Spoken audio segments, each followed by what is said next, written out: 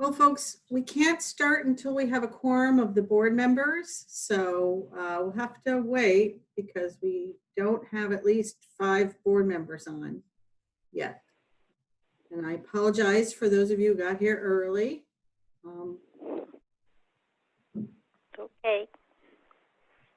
I just want to see if Paula is on by phone. Paula? Oh, there's. Yes, I'm here. Okay, so we have Tracy, Paula, Katina, me. I think Mary might be on. Yes, I'm here. Okay, we have a quorum of board members. Wonderful. And we will we'll get started then. I'm going to call the meeting to order at 7:01 p.m.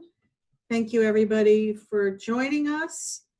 I just want to make one quick statement before we go into public comment.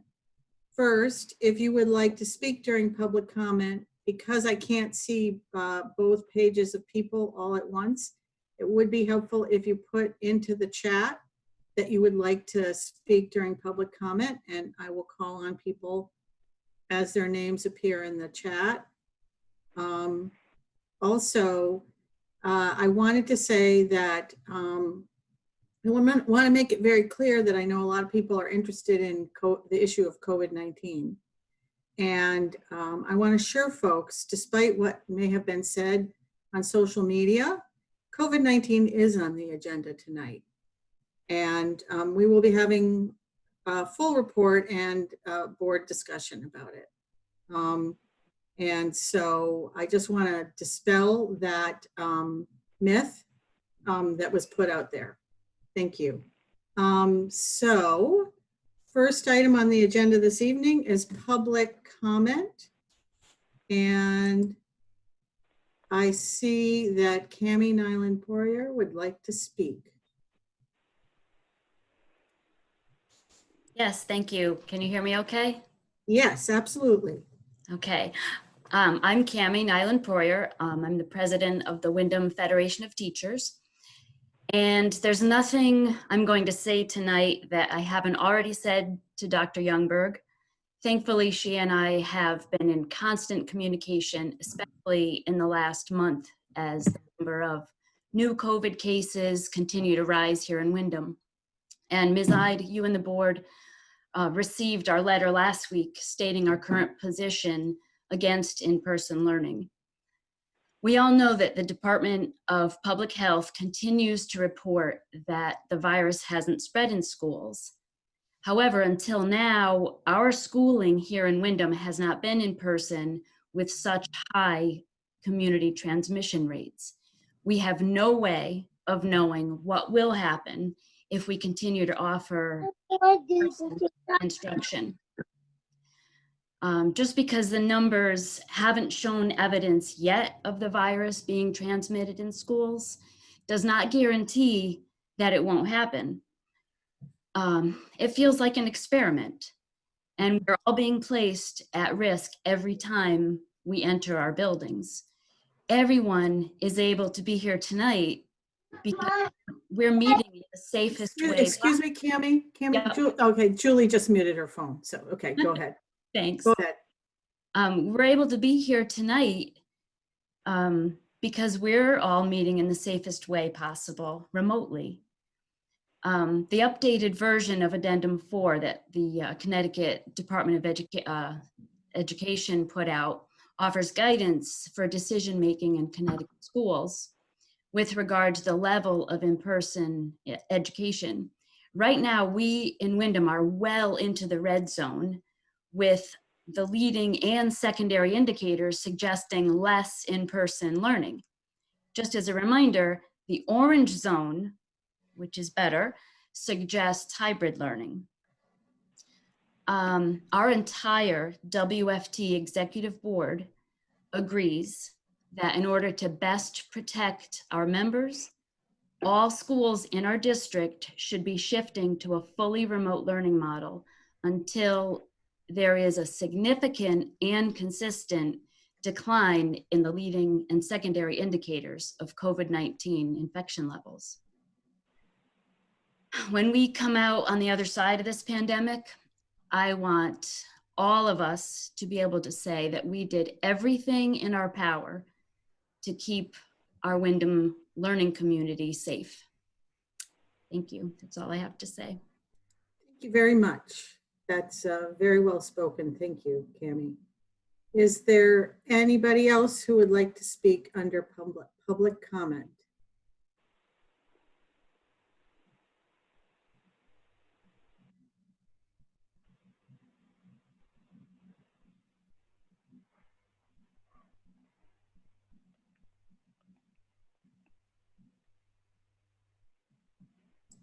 Nobody else?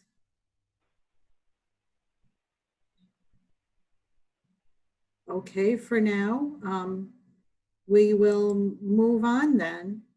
I just want to remind folks that there is public comment at the end of the meeting also. And I'm going to now move us on to the third.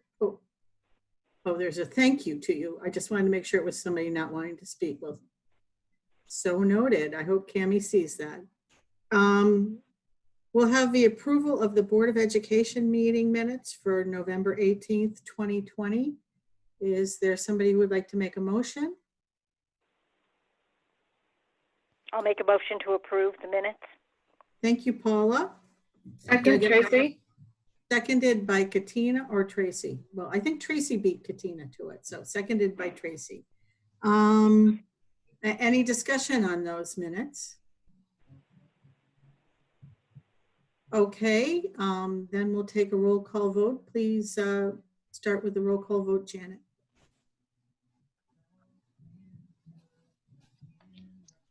Ms. Ide, Aye. Dr. Galucci, Abstain. Dr. Gomez, Aye. Mr. Doyle, Aye. Ms. Lambert, Aye. Dr. Cabanoen,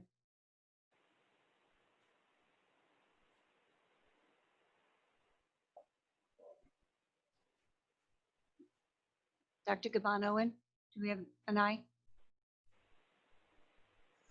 We can't hear, your audio isn't working, I'm sorry. Thumbs up? Thank you. Ms. Ray, Abstention. Abstain. Ms. Haney, Aye. Ms. Dunick. Thank you.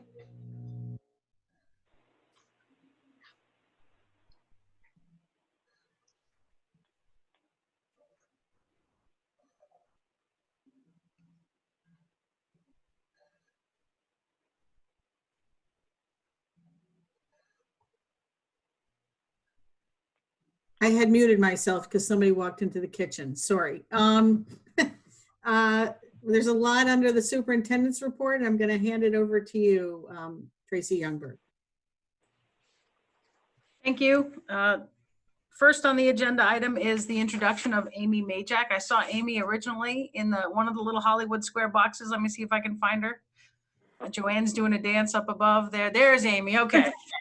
So the board is aware that on November 20th or effective November 20th, Amy Majak was moved into the position of acting assistant principal at North Windham Elementary School.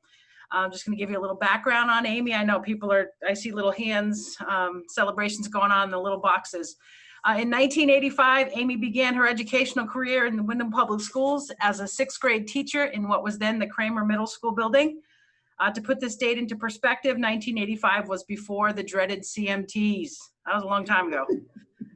Once the Kramer building was replaced with what is now Windham Middle School, Amy proudly continued her service to our middle school students while holding a variety of school improvement committee positions, as well as a Windham Middle School team leader role. Amy went on to become a math interventionist at North Windham School in 2013 and has worked on the district's math curriculum redesign committee. In 2015, Amy received her O92 certification from Sacred Heart University, and since then has served as an administrator designee for Principal Baumgardner. During the 2019-2020 school year, Amy was named the North Windham School Teacher of the Year, a distinction surely obtained due to her work ethic, professionalism, instructional leadership, and overall contributions to the students and staff at North Windham School. She's committed to working closely with Liz to ensure student safety and success, parent engagement, and a positive school climate and culture. In addition to recognizing the assets Amy brings to their leadership team, Principal Baumgardner has the following things to say about Assistant Principal Majak. She always tries to bring out the best in every staff member and seeks out strengths of each one of them in order to give each person a chance to do what they're best at. She is a consummate professional, that cares deeply about North Windham School, the students, the staff, and the community. I believe Amy is prepared to hit the ground running at North Windham School, and we are happy to have her join the district leadership team, especially in light of the many years of service she has already provided to the Windham Public Schools. In addition to the many staff members excited to see Amy promoted, some of which are celebrating in the boxes tonight, she celebrates this professional achievement with her husband and 4 children. So congratulations, Amy Majak, Board of Education members. Amy is officially a member of our leadership team, and we are very happy to have her. Thank you. Thank you, Tracy. Oh, this is great to see all the smiling faces and everything. So I'm so thrilled. You have no idea how excited I am. Thank you, well, Dr. would Youngberg. you like to say some words then? Thank you. Sure. I mean, go ahead. I won't take up too much time, but I would like to thank you, Dr. Youngberg, and members of the Board of Ed, and Liz Baumgardner, my principal, for the opportunity to step into this leadership role. I'm honored and privileged to be counted among the staff of North Windham School. She's all choked up. See that? That's passion right there. That's I better passion. slow down.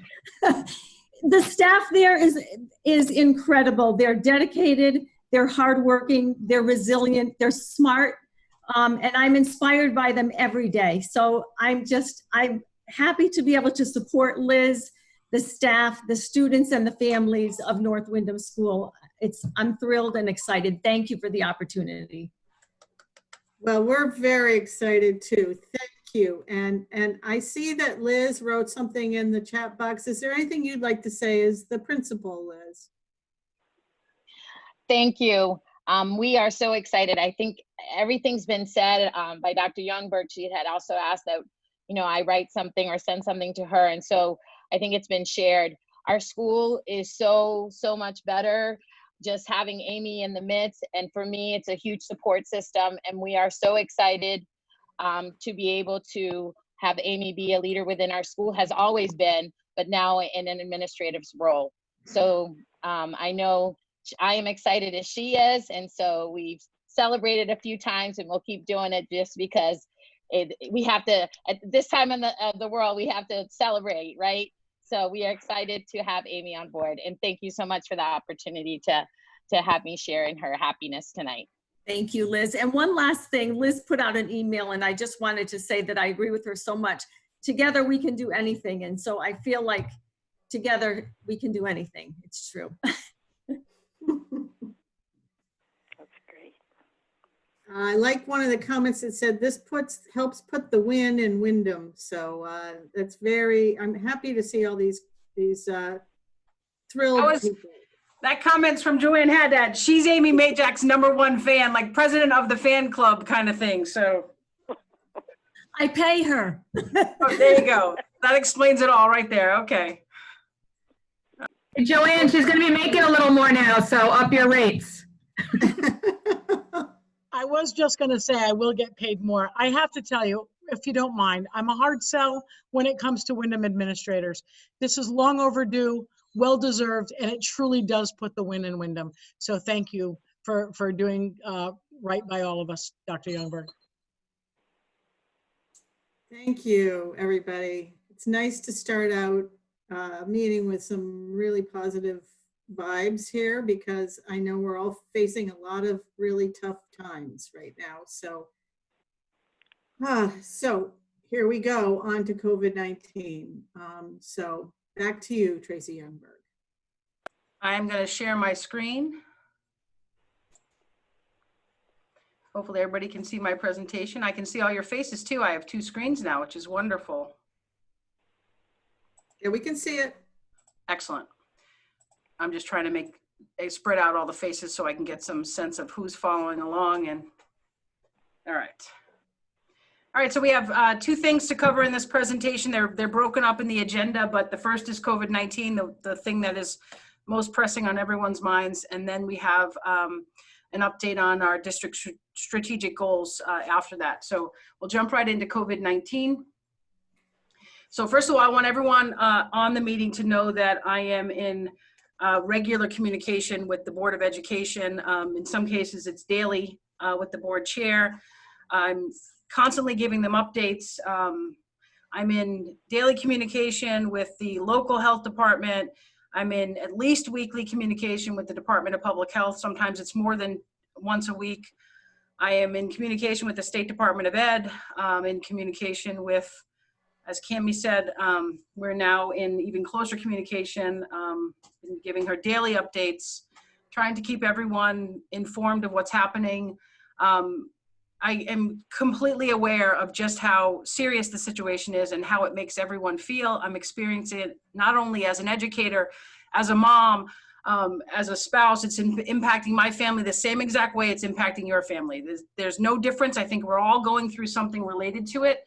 I'm going to give you the facts and the information that I have, and just sort of explain why we're here or what I'm thinking and how we may move forward, and we'll go from there. So first of all, I want everyone to know that bullets on the first slide is relatively new information in that the local health department and the State Department of Public Health, so the biggest, the overarching Department of Public Health, has said to us as early as yesterday, they will not be identifying a case rate threshold that tells us we need to move to virtual learning.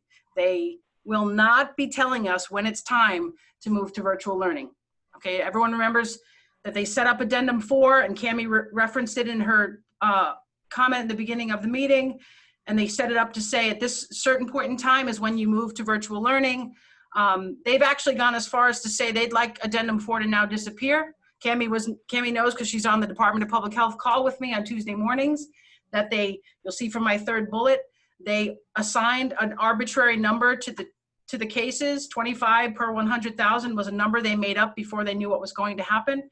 And they're literally telling us they believe that schools are a safer place to be. And I know I know the other side of the argument, but they believe that keeping schools open actually may help to reduce the spread of the virus.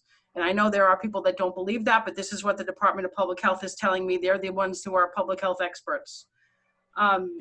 They have sort of, from a public health standpoint, they sell what they're saying. Their message is keep schools open for as long as you can. We understand you might have to close due to staffing constraints. We understand contact tracing might get a little out of hand, but as long as you can keep them open, we're guaranteed that the people in that school are following mitigation strategies. Once you close those schools, there's no guarantee anyone's enforcing those mitigation strategies. And some of the uptick in cases, well, I know it's related to Thanksgiving and people getting together, but school's been closed for 2 weeks, and we had a large increase even before the Thanksgiving numbers could have been registered. And they could be due to the fact that school was closed and no one's saying, you know what, you should be socially distanced, you shouldn't be gathering, you should wear your masks and all that stuff. The State Department of Ed continues to talk to superintendents about being aware of the ramifications of schools being closed. Some students don't have digital access, and the state's working on that, has been working on that since the late spring and summer. Students become isolated, they can be depressed, there could be a lack of supervision in the home, inability to help students learn virtually, and some families can't go to work because schools are not open. All of these things are just things that we're thinking about. But again, we're also thinking about the fact that the staff members are uncomfortable in the situation they're in. So I'm aware of both sides of it and trying to navigate as best we can. One of the things that's been happening lately is we're getting families, students letting us know that they no longer have internet access, possibly due to not being able to pay their Wi-Fi bills. So we're working with the town to try to figure out if we can fix that. But obviously we need students to have Wi-Fi access in order for any virtual learning to take place. So that is a real thing here in Windham. Everyone has seen this map before. It's the interactive map you can get to. You can get to it from a number of places, the governor's website, the State Department of Ed. But essentially, almost every town in the state of Connecticut is now in the red, according to that addendum 4, the numbers they created.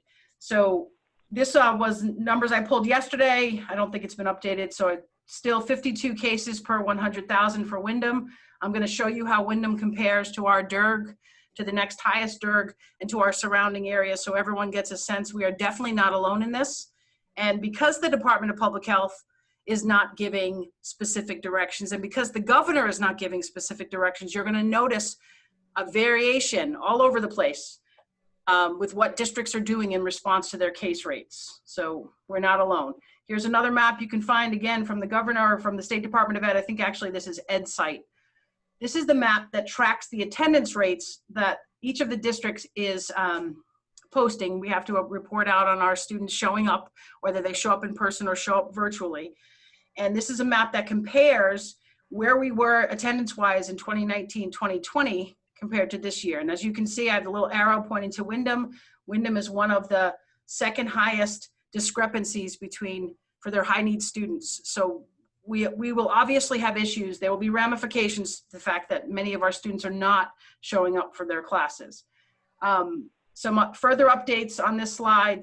Recently, about a week or so ago, the Department of Public Health started to recommend to us that we consider, maybe it was 2 weeks ago, that we consider moving our high schools to virtual learning, not only because students can handle virtual learning at that age group far better than some of the younger age groups, but because they said that they had learned from the data that older students were suffering more with the virus than their younger counterparts. So they wanted us to consider moving to virtual learning. And as you know, if you got my message today, the high school was moved to virtual learning starting tomorrow as a result of the DPH recommendations and some staffing constraints, and the fact that we really weren't getting a lot of high school students to show up in person anyway.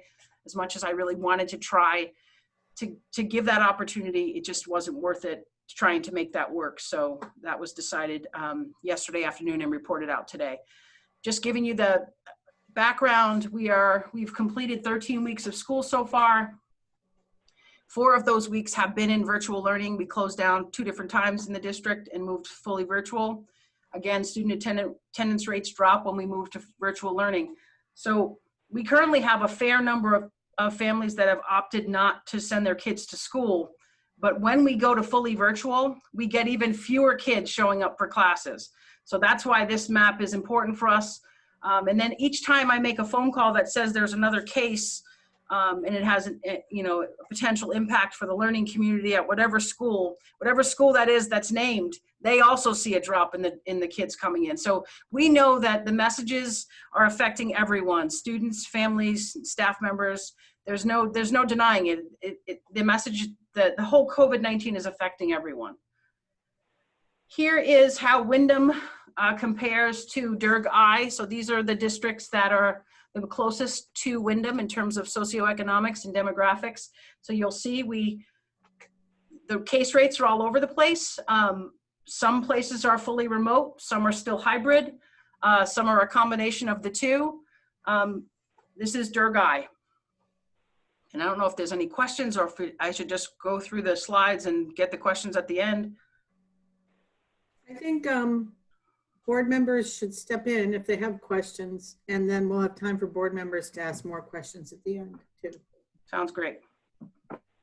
So everyone can see the variation in case rates and the variation in what's happening in terms of learning models. Here's the next closest DERG to us. Again, case rates are all over the place, and what's happening in the school districts also very different. Not a whole lot of consistency that you can say, oh yeah, when they hit 50, this is what happens. When they hit 70, this is what happens. It's different in each place.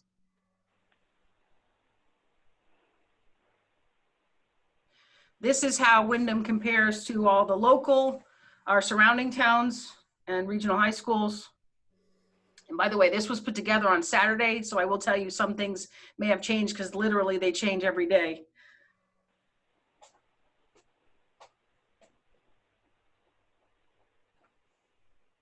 Just give everybody a second to keep reading.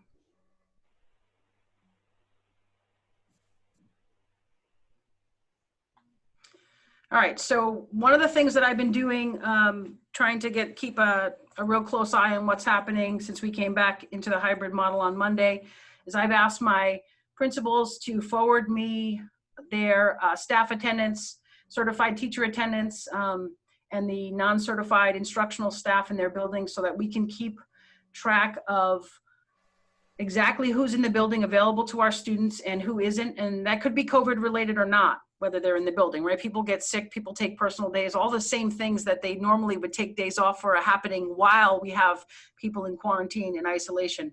So this was just Monday, December 7th. And I have to tell you, I have been incredibly impressed with attendance in general. I told the WFT executive board in our meeting on Monday that I was blown away by the attendance data on December 7th from their bargaining unit, especially knowing how they felt about being in school. To me, I said to them that it spoke to their professionalism and the level of dedication that they have to their jobs.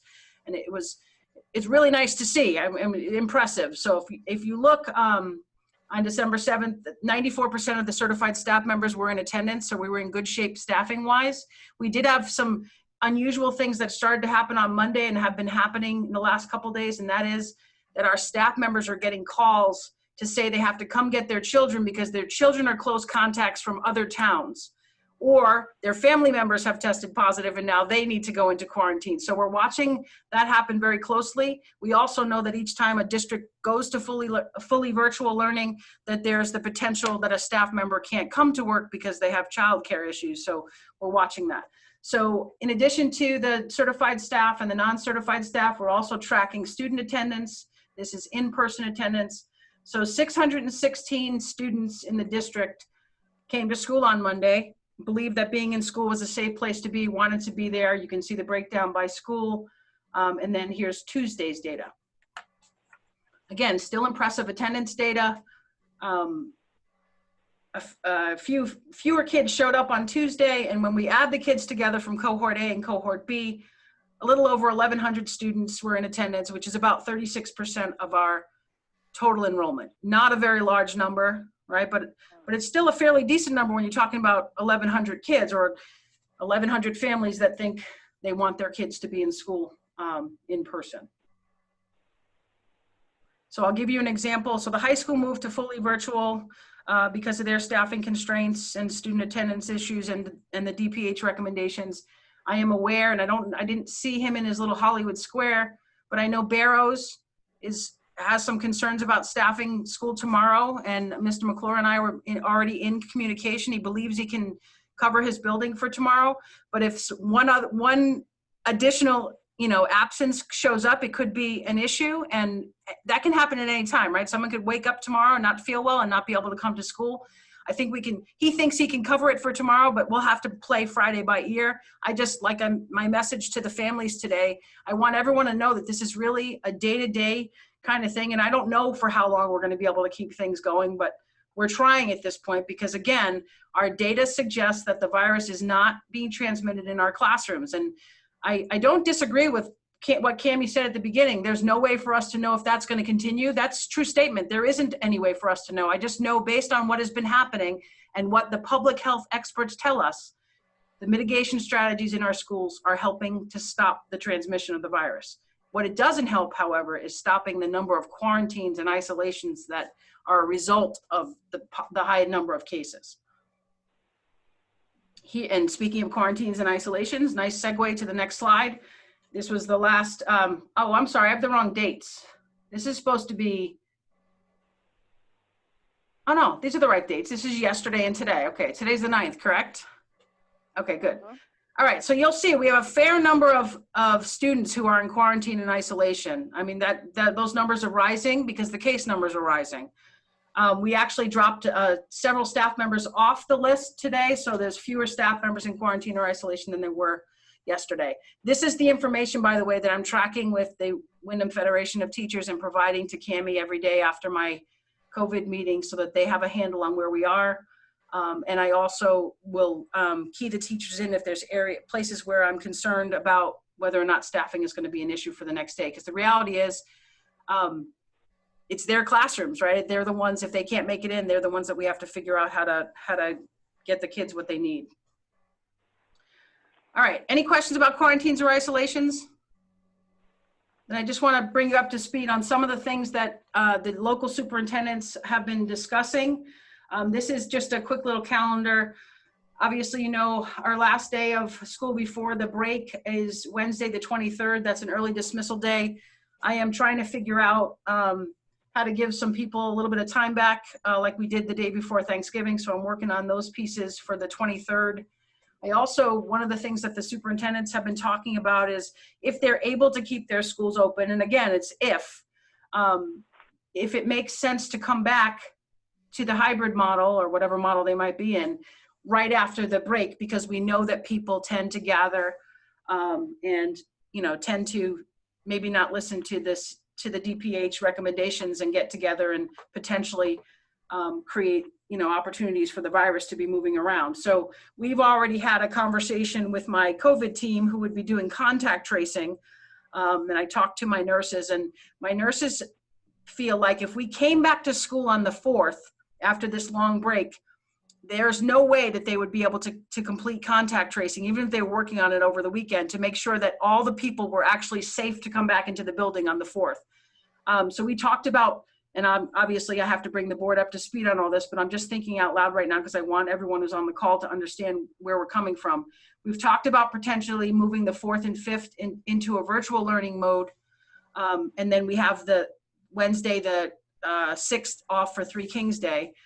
So we've talked about that. We've also talked about, like, some of the local superintendents are talking about coming back on the 11th and giving this full week as a virtual learning experience for their kids. So nothing has been decided, but I'm just letting you know. There are also, as you noticed from the slides in the beginning of the presentation, many districts that are coming back on the 19th because this is Martin Luther King Day. So that's another thing. So again, nothing has been decided, and I'll talk to the board about the potential changes, but we are trying to extend or move from the no school break into a virtual mode so that we can make sure that when we do get back into the building, it's safe to be there.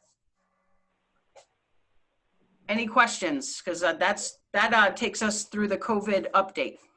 So I want to open it up to the board members.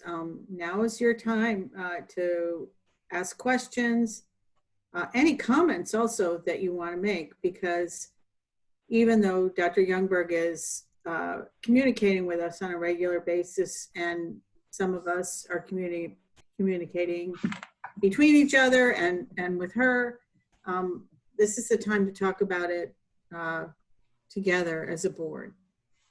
Anything people want to bring up? Katina, and then Tracy. We can't hear you, Katina. Know what's happening. There you are. We just heard you. We got you. Okay. So thank you. So I think it's pretty smart to come in virtually and delay the in-person or hybrid model, just following the same guidelines that we're using at Eastern and Yukon.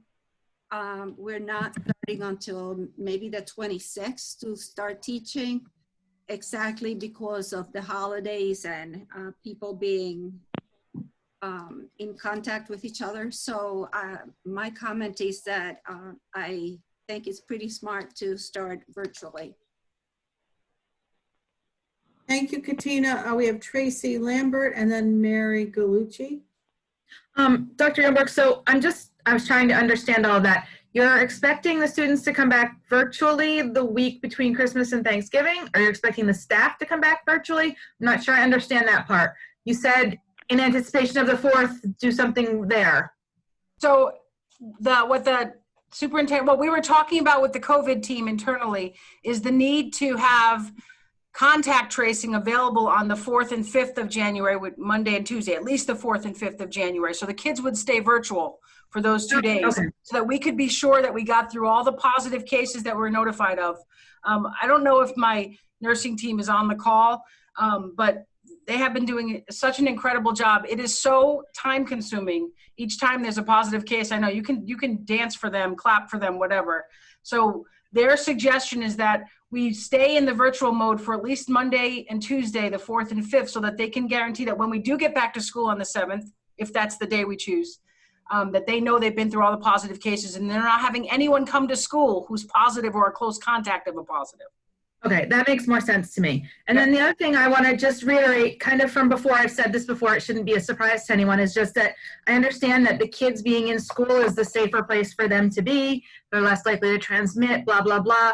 My concern is also for all of our staff. And I know that you don't disregard the concern for our staff, but I just want to reiterate that these people have the choice to stay home and take care of their families and do what they need to do to keep themselves safe. But once they walk into one of our buildings, if there are students or other staff who aren't being safe, they're now exposed to that. And then they take it home to their families and get them sick. I will pull no punches. We just went through a COVID scare here. I have been locked in the house with my husband and my youngest child for over a week now. I have more gray hairs, but I realized that, and it was through no fault of our own. We social distanced for Thanksgiving. We kept distances. We didn't visit people we shouldn't. And somebody's significant other's girlfriend's friend went out and then came into their house unbeknownst to them, and there it was. We were all exposed then. So the fact that keeping our students safe obviously is a huge priority for us, but keeping our staff safe too and making sure that the environment that they're exposed to doesn't put them or their families at risk is just something that, as we're making these decisions, and I know that you have been fretting about it, and I know that you know how this is because your spouse also works in a school system and stuff like that, and you have kids, and just like I'm going through. But I just want to make sure that we don't disregard the risk that we're putting our staff at.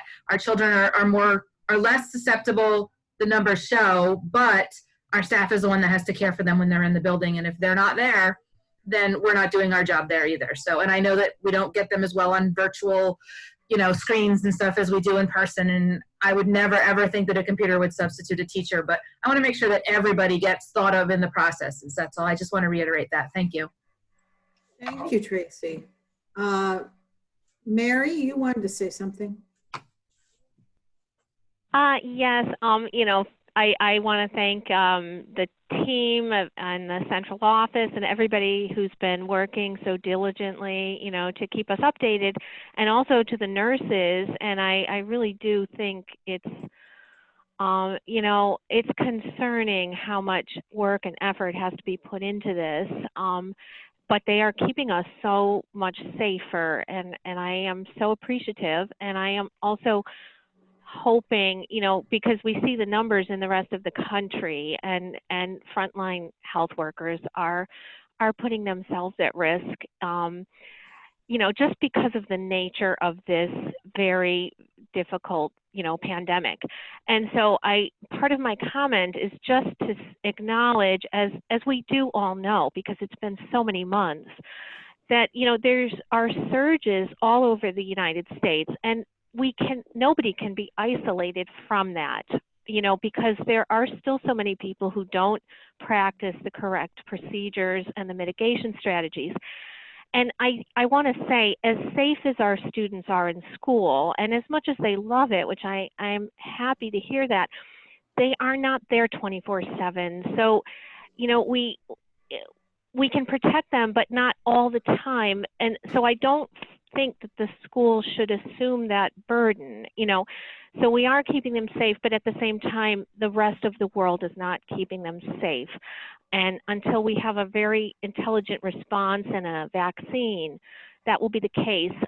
Now, as far as the depression and distancing of students due to this, whether they show up occasionally 2 days a week or whether they're at home, again, this is something happening throughout the nation and the world, and it's happening with college students and with all staff and professors. I can say this, when they go to school, it is not normal, and so the stresses are present all the time.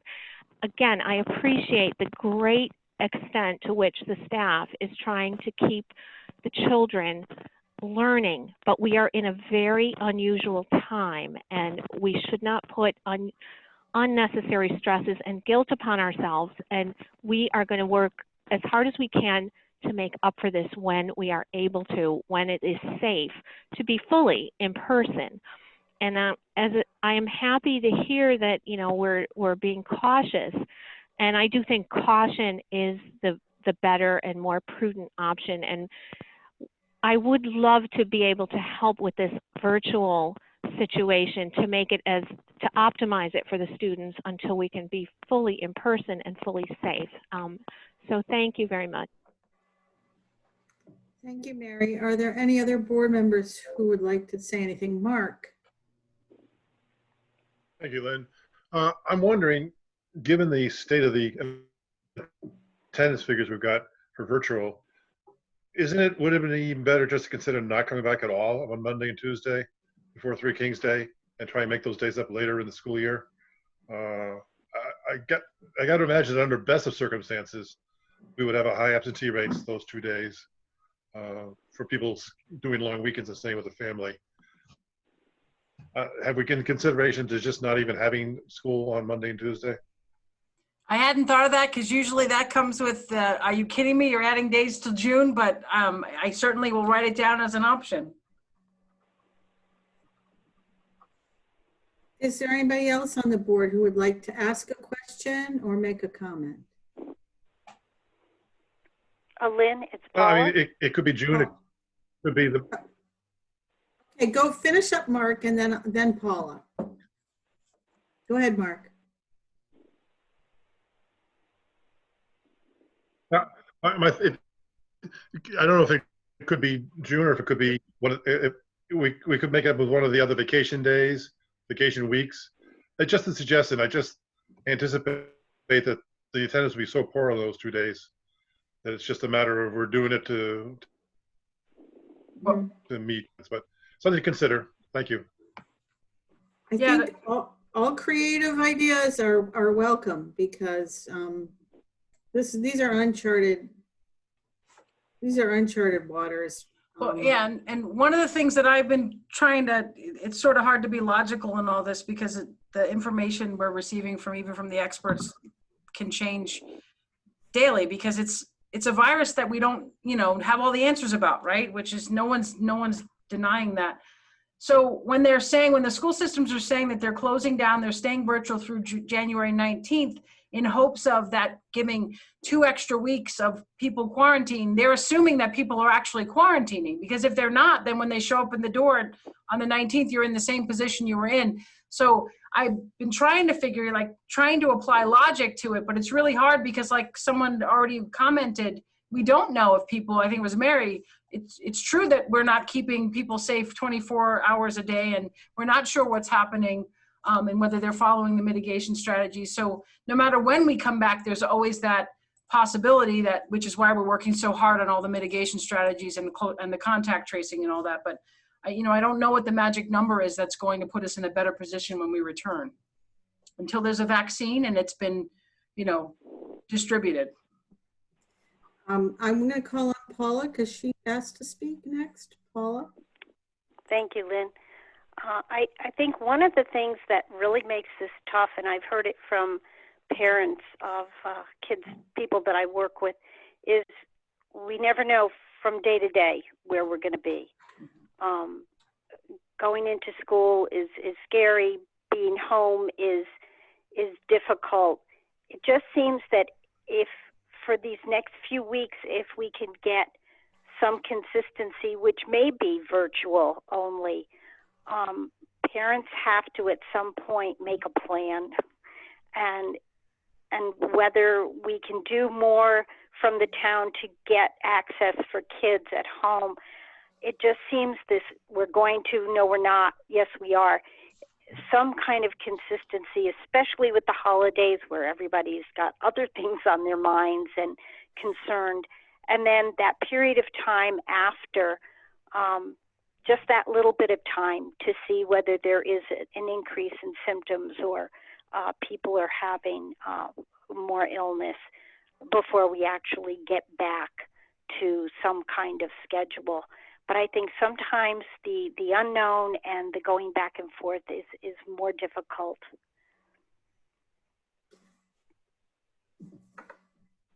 I agree with that. Is there anybody else on the board who would like to speak? So I'm going to jump in here. of all the, Jaime? Yeah, go I ahead. was going to say something. I'll Can you speak out wait? from you. Okay, thanks. Of all the people on the board, I'm probably the one that speaks to Tracy Youngberg the most. And I would say for every person who has reached out to me, a concern about being in school, I've had another person reach out to me saying the uncertainty of going back and forth as a parent has been very hard on them. So I think I want to say as the board chair that we as a board, and I wrote this in the response to WFT's very well worded letter earlier this week, over the weekend. We have, as a board, put our faith in the superintendent to make the call on this. And that's a very important thing for a number of reasons. And I want to say, though, that I think that Tracy Youngberg, and I'm not going to speak for you, Tracy, but I know that she hears what people have to say to her on this. And that is why I'm very thankful for the board members, for Cammie's testimony at the beginning, and for the board members for speaking up this evening, because I think that Dr. Youngberg will take all that into consideration. I would just like to weigh in and say something that I've said to you in conversation, Tracy, is that I think some dependability and consistency is very important, a huge consideration here. And I am very concerned about the amount of time that administrators, not just people in central office, but administrators in the different buildings have to spend on managing this, and the nursing staff and everybody else. You know, I worry that we're not getting time to spend dealing with all the other parts of educating our students. We're about to get into budget season. And I think it's just really important that we give the staff and the teachers and the students and the parents, even when it is a problem for them to figure out the logistics, some consistency for a set period of time using science and information to the best of our ability, but also using common sense. Jaime. Yes, I just, keep hearing over and over and over that the school is the safest place. But I think we should keep in mind that these are not boarding schools. School come home in the morning, they go home in the afternoon, and they go exactly to the environment in which the health department has said, it poses the more danger for being, for contacting the disease.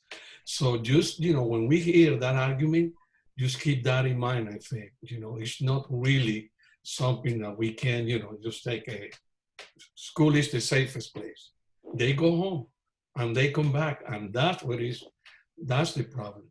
And I guess we've been lucky so far. And I hope, we keep that luck going, but there should be more than luck. There should be really, just keep that in mind, okay? That is, to me, is not a valid argument for, for in-person. I appreciate hearing everybody's feedback. I really do. Thank you. You're in a no-win situation.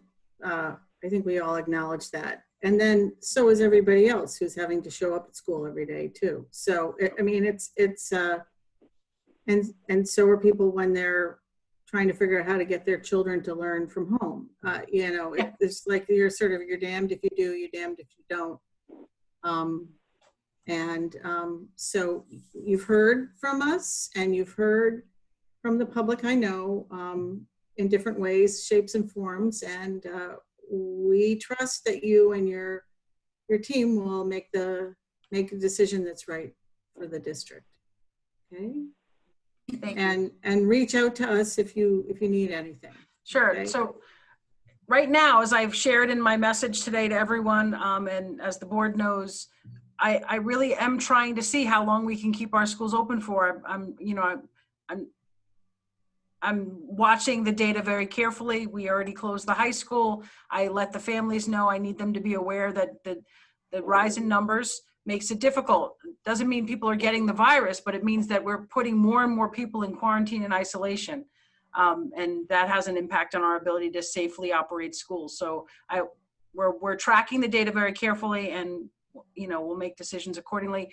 I do appreciate the board's feedback on potentially extending the virtual, extending virtual learning into parts of January, however long it ends up being, to offer some consistency. I know that there are going to be a number of families that don't like that, will not be happy with that response from, and I've heard from many families saying you need to keep schools open. I watched the social media posts. The comments are split, right? 50% of the people are saying schools should be open. The other 50% of the people are saying, are you kidding me? Schools should be closed. So that's going to be the town sentiment. But, that's why I'm trying to apply logic and listen to the public health experts and be as thoughtful and transparent as possible. But I do appreciate hearing the board and the board's confidence in me making the decision. So thank you.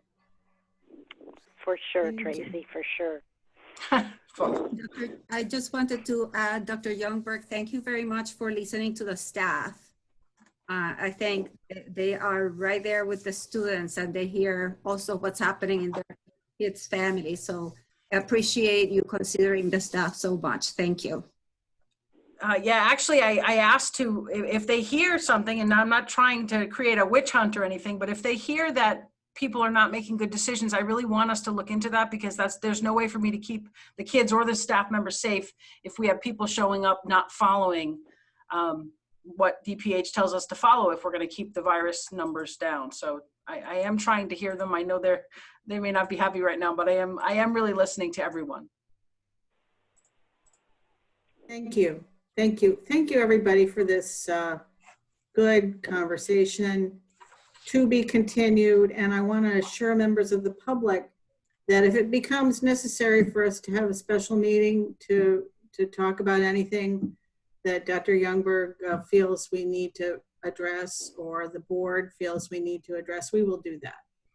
This is our last regularly scheduled meeting for this month, because our next one would be, I think, on the 23rd or something like that. But we're keeping our eyes and ears open, and we can convene on 24 hours notice if we need to. And as it stands right now, we haven't been doing a formal vote when we move between learning models. So I'm going to assume that that's not necessary for me to make a change. We're not asking for that right now. Right. So, okay. So then, okay. Sounds good. But we are encouraging dialogue, and I encourage board members to get in touch. If you feel we need to be revisiting anything. So I'll continue. Tracy Youngberg, you have a number of items left. Okay, I'm going to ask Mr. Neal, Mr. Weathers. This is the first reading of the district school calendar, and since you were the chair of the school calendar committee, do you just want to say a couple words about? I can. They were sent an updated one recently, so we're not going to share a screen right now, right? Oh, that's a good question. I can share my screen. I have it ready to go in case. It's in our packets. Okay, the most updated. Okay, so yeah. All right, I'm just going to talk to this then for the group.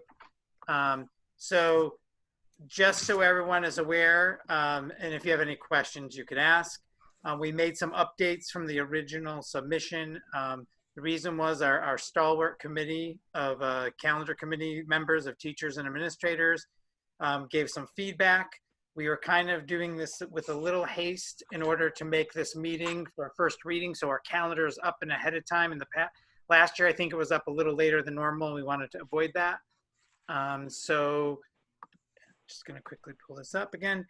So right now, the big dates are the first day of school would be August 26th. We moved some of the conferences around based on feedback from the schools. And in a couple cases, like for example, at the high school, we tried to place them at the request of staff members around potential PSAT, SAT dates. So they feel that those are great times for students to have half days, long exhaustive exams. And so there was a request made. Some of the other conferences were made to make sure proper time could be done for teachers preparing report cards. So we tried to honor all of those requests. And so right now we have the last day of June 9th. One change that we had to make that wasn't on the original calendar that I missed, and then a friend of mine who is a calendar expert, apparently, she pointed out we didn't have January 1st honored, so it's now honored on January 3rd. It wasn't in the regional calendar either, but it's in our contract that has to be given as a day for several bargaining units, so it has now been added. So those are the big things here. If anyone has any questions, I'm very willing to entertain them. Any questions? Tracy, Lynn? Lindbergh. And then Paula. Tracy, and then Paula. Yep. I'm just wondering, did we take into account anything that might be going on with high school construction? For calendar at this time, no, we didn't, not in this calendar. We can adjust if we've become aware of anything. We'd absolutely do that. I guess this year we became experts at revising calendars if we had to, but oh, go ahead, Tracy, I'm sorry. Just that we are doing the planning phases, you know, when they close down a section to work on it and move it. We're planning as if school is operating the entire time. So that's the way the phasing is being done. So we didn't have to change the school calendar because they've assured us we're going to be able to run school while we're constructing it. So. Right, but we're taking into account too that sections of the school may be unavailable, so you have to make sure you have enough classrooms to house those. Okay. Yep, we're on it. Absolutely. Right. I'm just making sure, you know, I sit on the committee, that's not a shock, but I want to make sure that even if the high school has to start sooner or later or different than the rest of the district, which would be difficult but not unsurmountable, that's all. No, Pam has actually already been asked to start thinking about just those very things. If you don't have access to this hallway, can you offer these classes for, you know, for this quarter of the school year? They're already on it. Okay, thank you. Yep. Boy, that sounds like a big jigsaw puzzle. But go ahead, Neil. Okay, and I just wanted to say one time, because I know there's other questions, that the revised calendar that I sent to the board members, it was sent in an update, is not the one that's currently in the packet. It doesn't have January 3rd, just in case if anyone else had access to the packet, just making you aware. But I'll make sure, but we did email the most recent calendar to you yesterday. Yes. Okay. Yeah, that's what I'm looking at right now. But if people are a little confused, the latest one came yesterday. Yeah. There was a last minute change. Yeah. And this is only the first reading, so we're not taking any action tonight. Are there any other questions or comments on the calendar? Okay, so now we're going to move on to progress on the strategic goals. Right, so I don't know how much time the board wants me to spend on this, given all that's still on the agenda. It's totally up to you. I have obviously a presentation, which I can share my screen, that goes through every one of the goals that we've been able to focus on, you know, in this unusual environment we're all working in right now. I can go through goal by goal. I don't know how you want me to do it, Lynn, so. The board, I'm looking at the time, it's just 8 o'clock.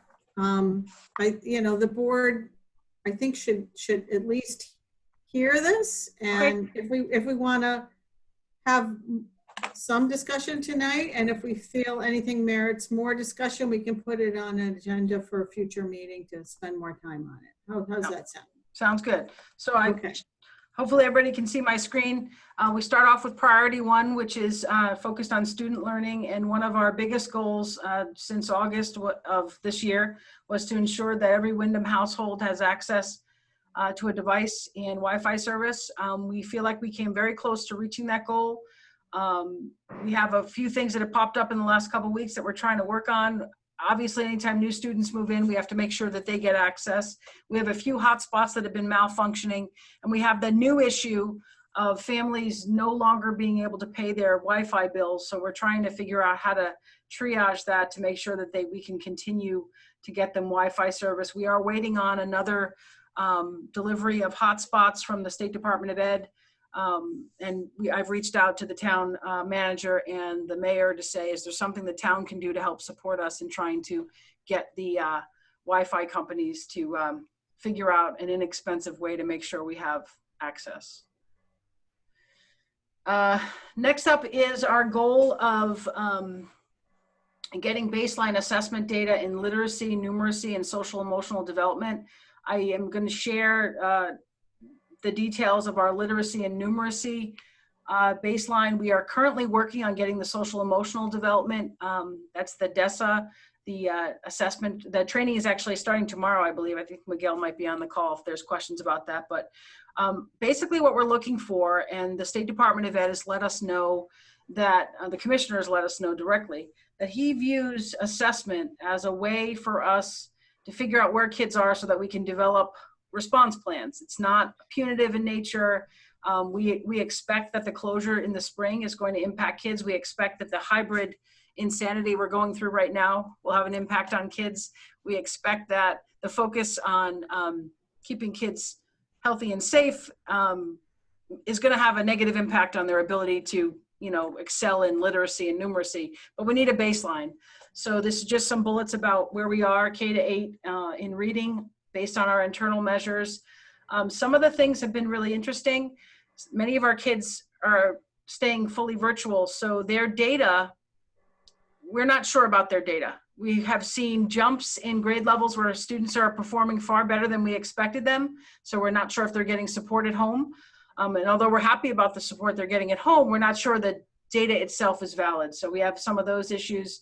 And then we've seen places where students have actually performed better and students have actually performed worse. I'm not sure. We're not sure of the validity of some of this data. But we are gathering it because it's part of our jobs to figure out where the kids currently are performing. And for the high school, we are working on getting the mini SATs back up and running, which is that's our internal measure to see how well students are doing on standards from the SAT. I don't know, Miguel, if you have anything to share about the training that's coming up on the social emotional side. Sure, we're excited to start that training tomorrow. It did take a while to get the data integration. That was a little bit frustrating, but we're really excited. Tomorrow's training is for administrators and SEL teams, and they're going to be getting an overview of the assessment. The DESA stands for the Devereaux Student Strengths Assessment, and it's a social emotional competence of students in grades K through 12. And so tomorrow, again, administrators will have an opportunity to review the system. And then next Wednesday, we will be having some training sessions for teachers. And so we're hoping to get a baseline, hopefully before we go away, but certainly by January, we'll have a baseline. If anybody has any questions, I will be happy to answer them. Thanks, Miguel. So in all this, we're still trying to maintain some semblance of normal school, which requires us to measure how well the students are doing. This is just graphs to show where we fall in terms of iReady reading and math. And iReady, for those of you who don't know, is our internal benchmark. And it's fairly well aligned to the state assessments that they use to measure our success with students. So as you can see, the triangle has a lot of red. That's not a good sign, right? And very little green, also not a good sign. So we are aware that we have some pretty significant work to do, but again, we're in the middle of a pandemic, so trying to keep it all, realistic. This is some information from the Early Childhood Center. Again, same kind of thing, trying to get a baseline of where the students are. Aliki was nice enough to compare the averages from last year compared to this year. You can see those are not great comparisons. So we know our youngest students are also not able to develop the way they normally would be. COVID has definitely had an impact all around, but we're still gathering the data so that we can have formalize a response to support them in all this.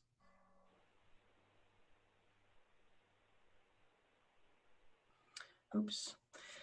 Okay, the next goal is annually increase the percentage of students passing 8th grade algebra with an 80% or better score. And this is information from both Windham Middle School and Barrows. We have made some adjustments as a district to ensure that the students who are taking algebra actually have met the criteria to be there.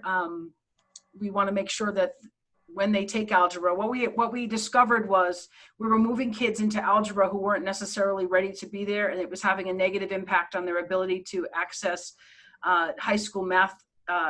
They were basically coming out of the middle school and having missed huge pieces of learning in the mathematical development that they couldn't succeed in the high school level. So we've sort of taken a different view of it, and so we have fewer kids taking algebra, but we are hoping to have more of them pass it and do it well. Because we don't want them in there if they can't handle it. And I know Neil has something to add to this because this is his thing. Yeah, so I can make the argument all of our grade 8 students are taking algebra right now. It's just called grade 8 math. So when we did Common Core, they moved a lot of things up a grade level. So that is part of it too. The standards have increased from like the Algebra 1 courses that many of the adults in the, I was say room, but many in the Zoom room that we took when we were in high school. So that's part of it as well.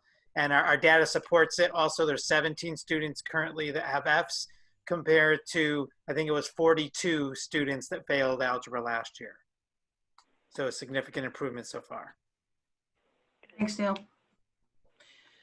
Okay, this committee will be developed soon, but we're basically going to have a committee that puts together, we actually already started the work, we're gonna reconvene or restart the work, puts together a trajectory that allows our students to see a series of activities and events that show them how to move through the competencies linked in the high school's Portrait of a Graduate. This all ties to the work that the high school is doing with their pathways. It ties to the state's student success plans, to our social emotional learning focus. But we need to be able to show kids from pre-K straight up through 12th grade what it is that they do in our schools that gets them to meet the criteria when they become a Windham High School graduate. So more to come on this. I know I saw some faces who were doing the work originally. You'll be back in touch in February to put the committee back together so we can finally get this done, but we are working on it. We've also talked to the artist that put together our budget book last year. She's a graphic artist, did an amazing job, is helping us try to find a more powerful visual for the Portrait of the Graduate. Our high school is being completely renovated and transformed. And we're doing some amazing work in terms of Pam. I don't know if she's on the call, but Pam has some amazing opportunities coming up with connecting our kids to some of the public safety here in town, fire chief, police chief. We already have some amazing business and engineering, manufacturing and engineering things happening. We want a visual that shows that Windham High School is amazing. And while I love the petals of the flower, to me, it's not strong enough. So we're working on really sending a different message. So she's putting together some renderings of what that might look like. So more to come on that. And we're going to tie it all together and show the kids that we really do focus on all these competencies from the time they're 3 and 4 years old. This is an update on the Seal of Biliteracy. We adopted the Seal of Biliteracy formally 2 years ago. The first year we had 1 student earn the Seal of Biliteracy. The second year we had 6, so we're making great progress. There's some steps listed that the department is doing to try to make it to increase our percentages even more. Because we have a dual language school, and I know the principal and vice principal, assistant principal are on the call. Because we have a dual language school in the district, and we have a dual language school K-5, then we have 6-8, but we don't have an extension on to high school. We're looking at trying to figure out how to make that happen. And we believe we can move these Seal of Biliteracy numbers pretty significantly because dual language is sort of Windham's thing. So we need to figure out how to make that trajectory from the time kids get here, pre-K and straight through. So more to come on that. But it's definitely a focus. And again, dual language is something that the district could eventually look at as the potential for tuition generating opportunities. We could pull kids in from other districts and have the districts pay their students tuition for them to come here. So more to come on that, but it's definitely something that we're proud of and want to continue. This is still staff learning priority 2. This is the goal about making sure that 100% of our staff have at least 6 hours or 1 full day of PD around distance learning, how to provide it and support our students in distance learning. We did a lot of front loading at the beginning of the school year. We actually provided multiple sessions. PD is sort of ongoing. We have a technology committee made up of some pretty talented and supportive colleagues. They're often doing sort of ongoing PD. As soon as they know their colleagues need to learn something, they simply teach them. So it's kind of nice to watch. We are currently trying to go through our student privacy guidelines to figure out what are there more programs that Windham could be taking advantage of that we weren't based on our old way of looking at the student privacy guidelines. So we're working on that. I think we can probably say that I know all of our certified staff members have spent more than 6 hours learning about how to support students through distance learning. I probably like 66 hours, maybe 666 hours, but that was our goal. I think we're pretty close.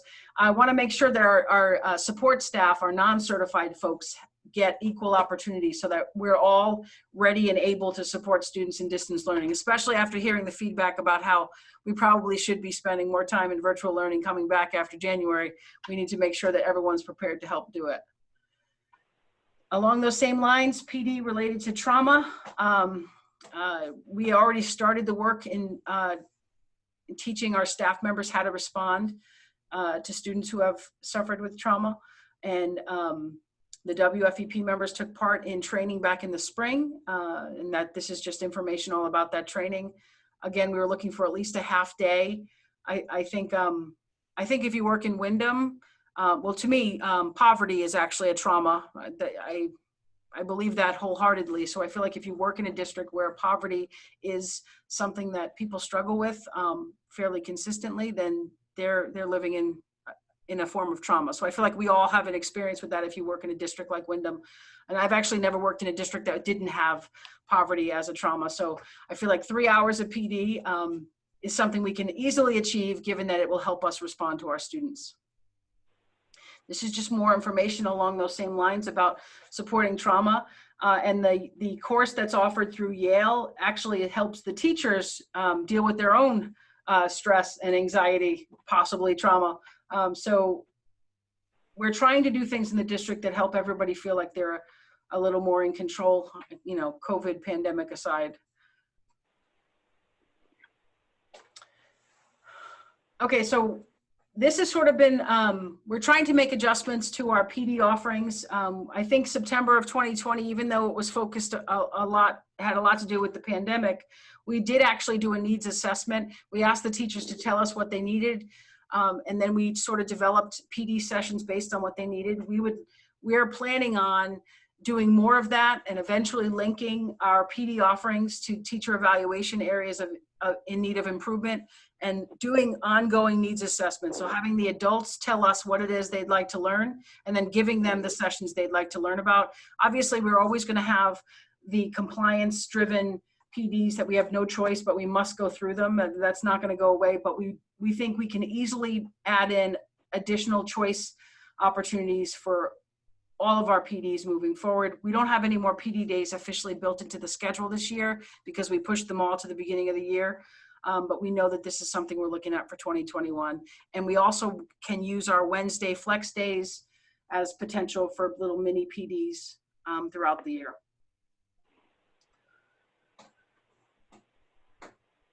Okay, so this is priority 3. It relates to our partners as resources and just sort of making sure that we're constantly supporting and communicating with and celebrating the fact that we have outside partnerships. In my, I think agenda item number 6 talks about our United Way campaign that we're going to start in January and run through February. It's just one of those examples where United Way offers the district a fair amount of money that supports our before and after school programs. So we can help celebrate the fact that they support us by taking part in their campaign and doing a decent job of trying to raise some money for them, which they're going to give back to us anyway. So it's sort of a win-win, a mutually beneficial decision. We obviously can't have volunteers in our buildings right now, so that's sort of been put on hold. But we hope to get back to normal at some point as soon as there's a vaccine. Oh, did I go backwards? No, wait, I did. Sorry. Okay, we're still in priority 3, partners as resources. This is something that actually was mentioned in our last meeting, but it's actually a goal for us to maintain a regular collaboration, regular communication between the Board of Education and the Board of Finance in support of student success. So Tyler Griffin, the chairman of the Board of Finance, regularly comes to our meetings, and we've been, either I've been at the meeting or we've sent Neil and Rita to the meetings if there's a conflict in dates, but we're working on transparency, accountability, and making sure that our decisions are student-centered. So no surprises at budget time. We want to have that relationship because we're all, everyone in the town should be circling the wagons to make sure our kids get what they need. So we're working on this. I feel like we've done a good job so far, and we're just going to continue with that collaboration.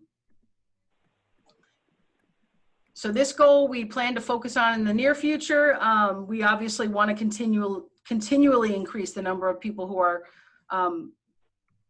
who from the community are taking part in what we're doing here as a district.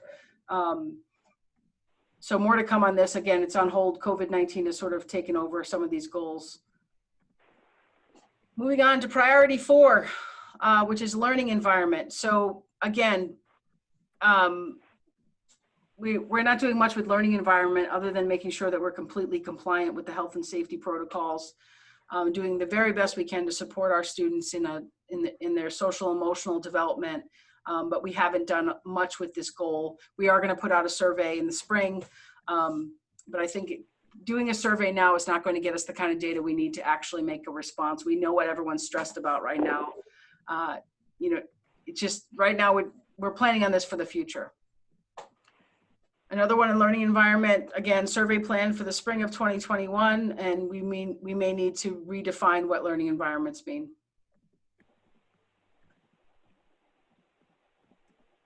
This is the goal on the district technology, the district's technology committee, and where we're putting all of our digital resources. The committee was formed in August of 2020. I already mentioned that we have a bunch of very talented staff members who are a part of that committee.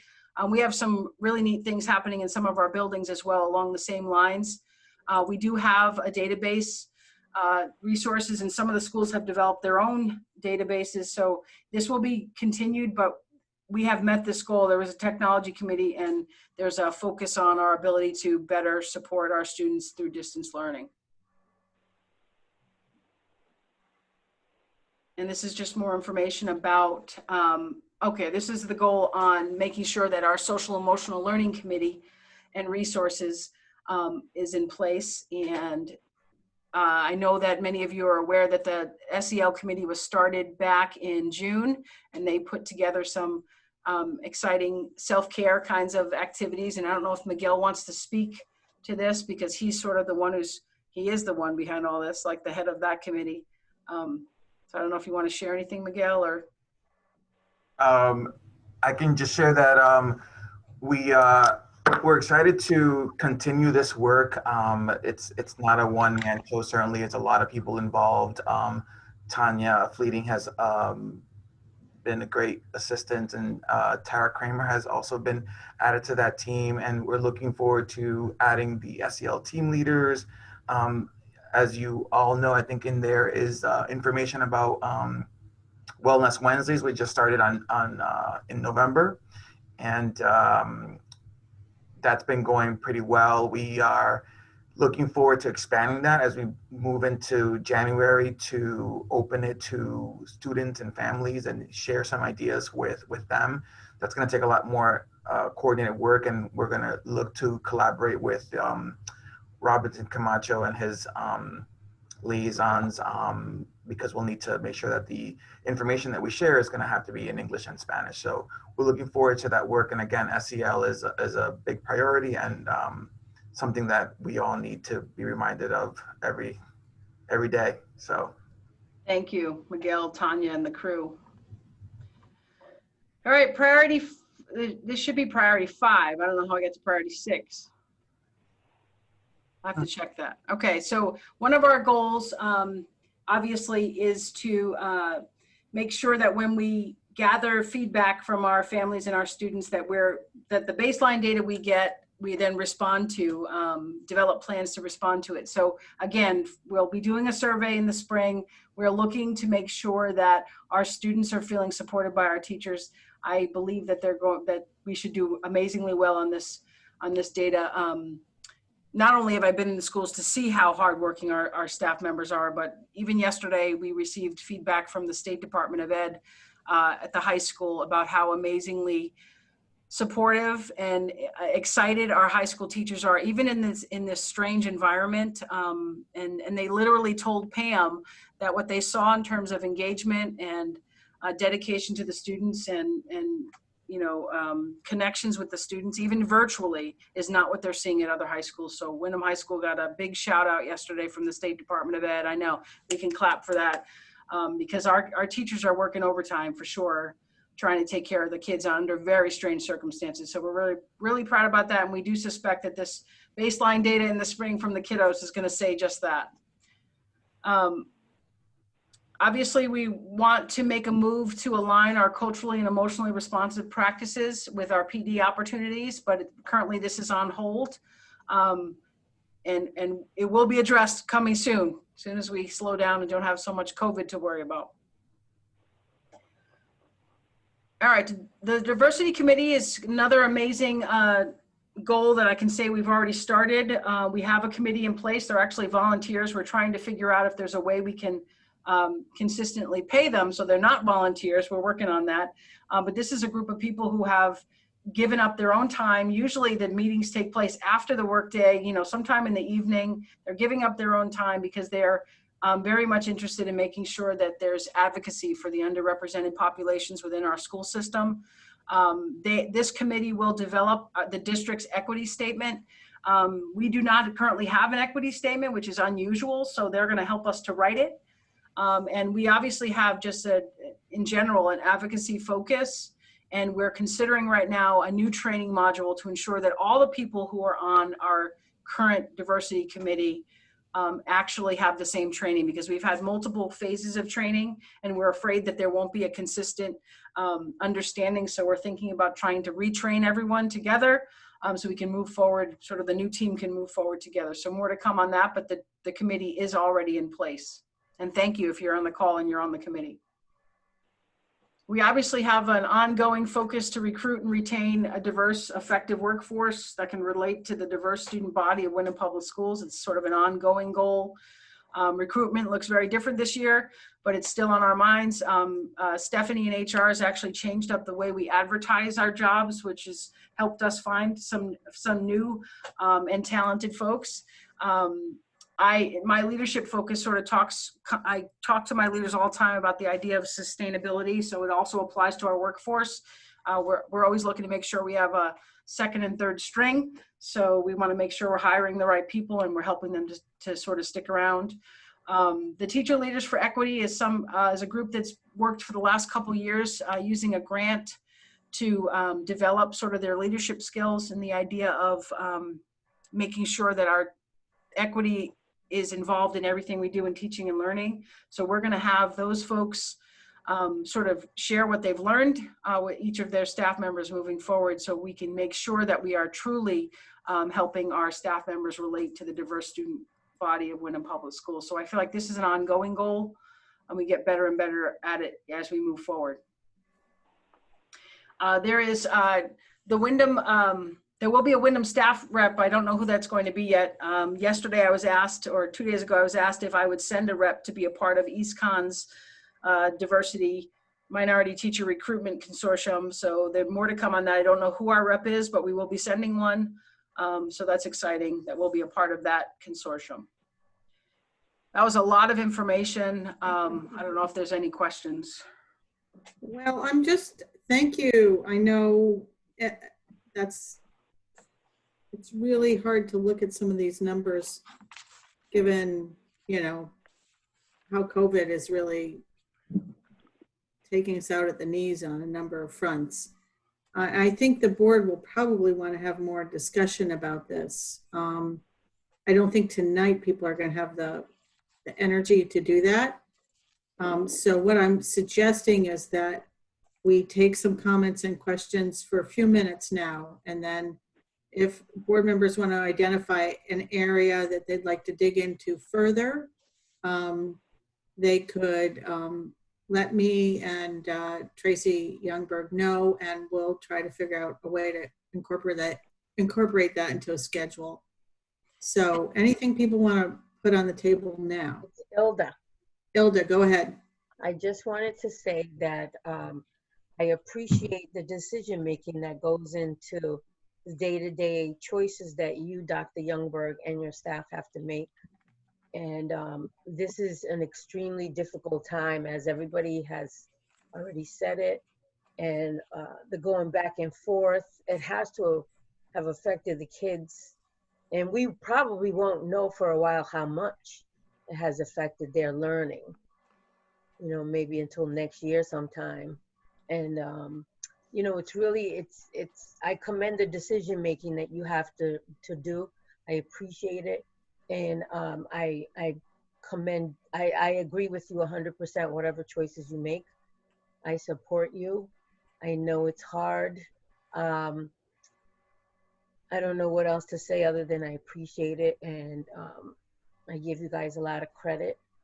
It's very stressful sitting here watching some of these numbers, because like I said, we won't know for a while how much it has affected our kids and our schools.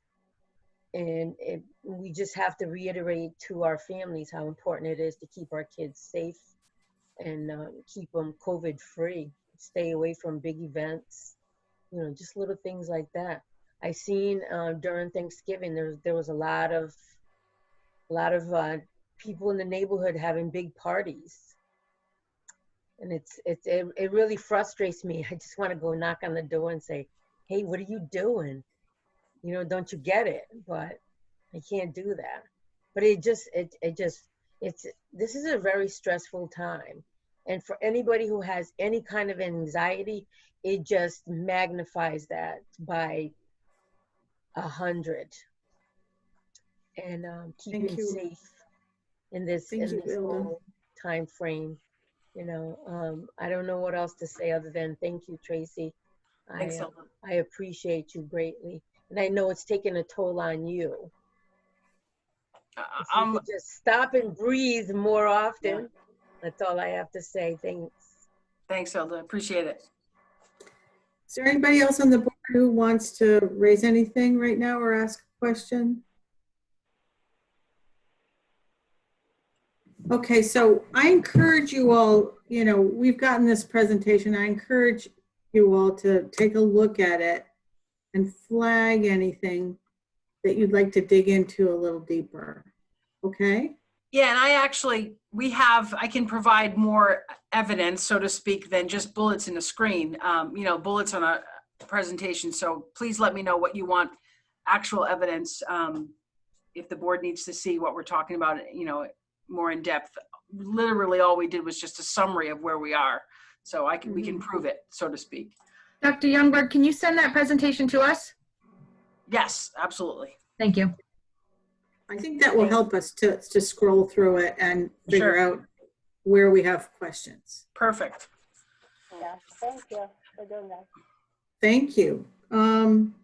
So you have a few other updates for us? Sure. So number 5, we're actually going to skip tonight and move to January, like I let you know in yesterday's email. The core program, we'll give you the update on the core program at January's Board of Ed meeting. You already have we sent you the presentation, board members, but we'll have the actual formal presentation in January. Okay. Agenda item 6 is the United Way campaign, which I mentioned briefly when I was doing the overview of our strategic goals. We are going to take part as a district in the United Way campaign between January 11th and February 15th.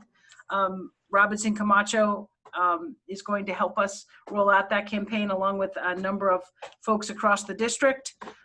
So we hope to have a decent return in our donations to the United Way, because we know that they're going to give some of that money right back to us, because that's what they do. So we're gonna try to, shore up that partnership and have a decent campaign in a fun way. We want to gather, get money donated and have the kids be involved in some fun things that'll make that happen.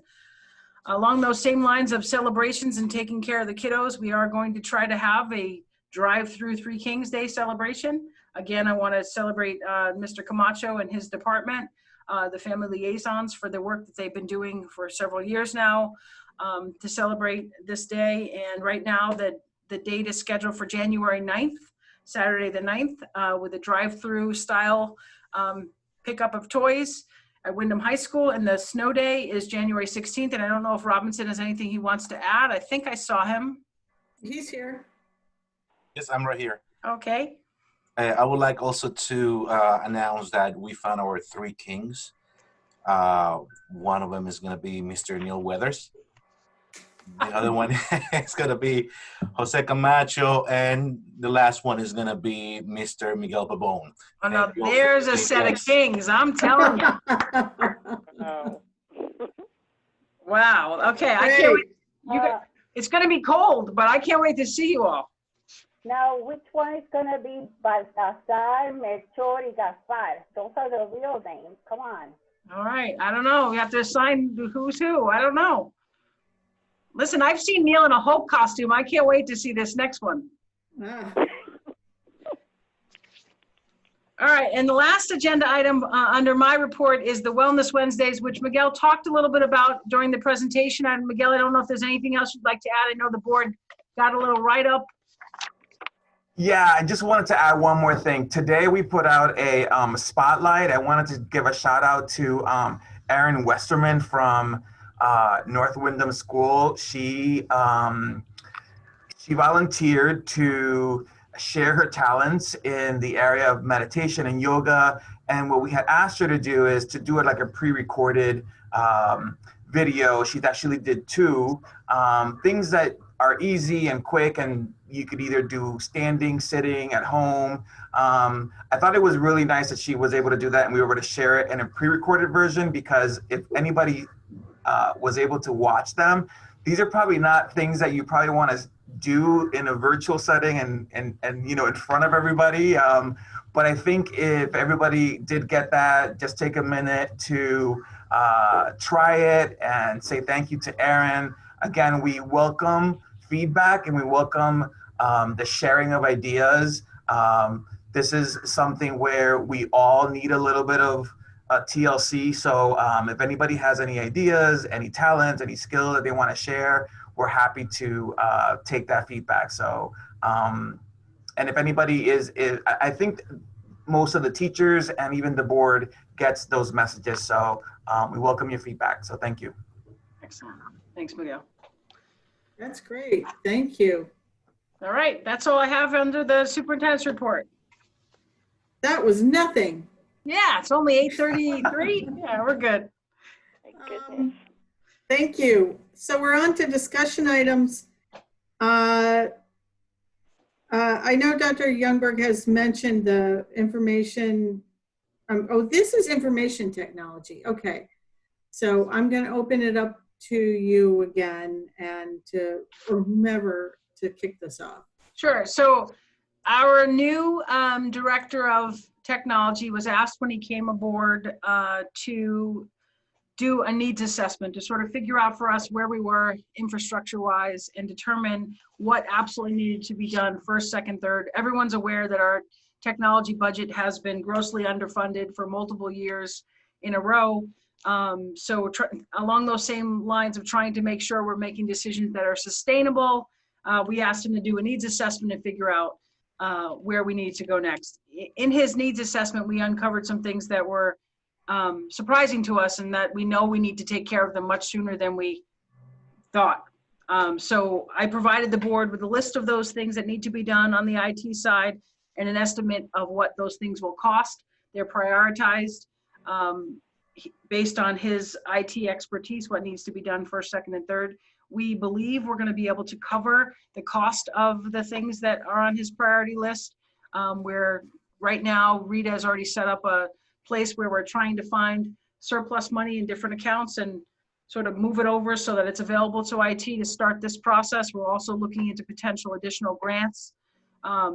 So we just wanted to let the board know that these are things that need to happen, and we are going to need to start making sure that our IT budget is funded at an adequate level, because everyone knows we're, not only does the organization in general rely on IT in every single thing we do every day, but we now have a distance learning platform, and our instructional pieces are tied to it. So there's no way we can we can go forward without clearly funding this department. So I don't know if there's any questions. Lynn, it's Paul. Go right ahead. I just had a question. If whether or not we get grants or money to cover it, is it possible to send this excellent report on to the Board of Finance so that they can see exactly what our issues are and perhaps help us out? But I think even if we are able to cover it, I think it's a report that should go to them. Sure, I have no problem with sharing the information with Tyler and bringing him up to speed. We're going to be attending the January Board of Finance meeting anyway, where we'll give another report about where the district is finance-wise. So yes, absolutely. Okay, thank you. That's a great suggestion. I mean, in case people don't know, things have really moved to a different level with the Board of Finance in communication between our board and their board. And I think the more we can share with them on a regular basis about where we are, decisions that we're trying to make, needs that we have, the better off we are when we go into the budget discussions each year.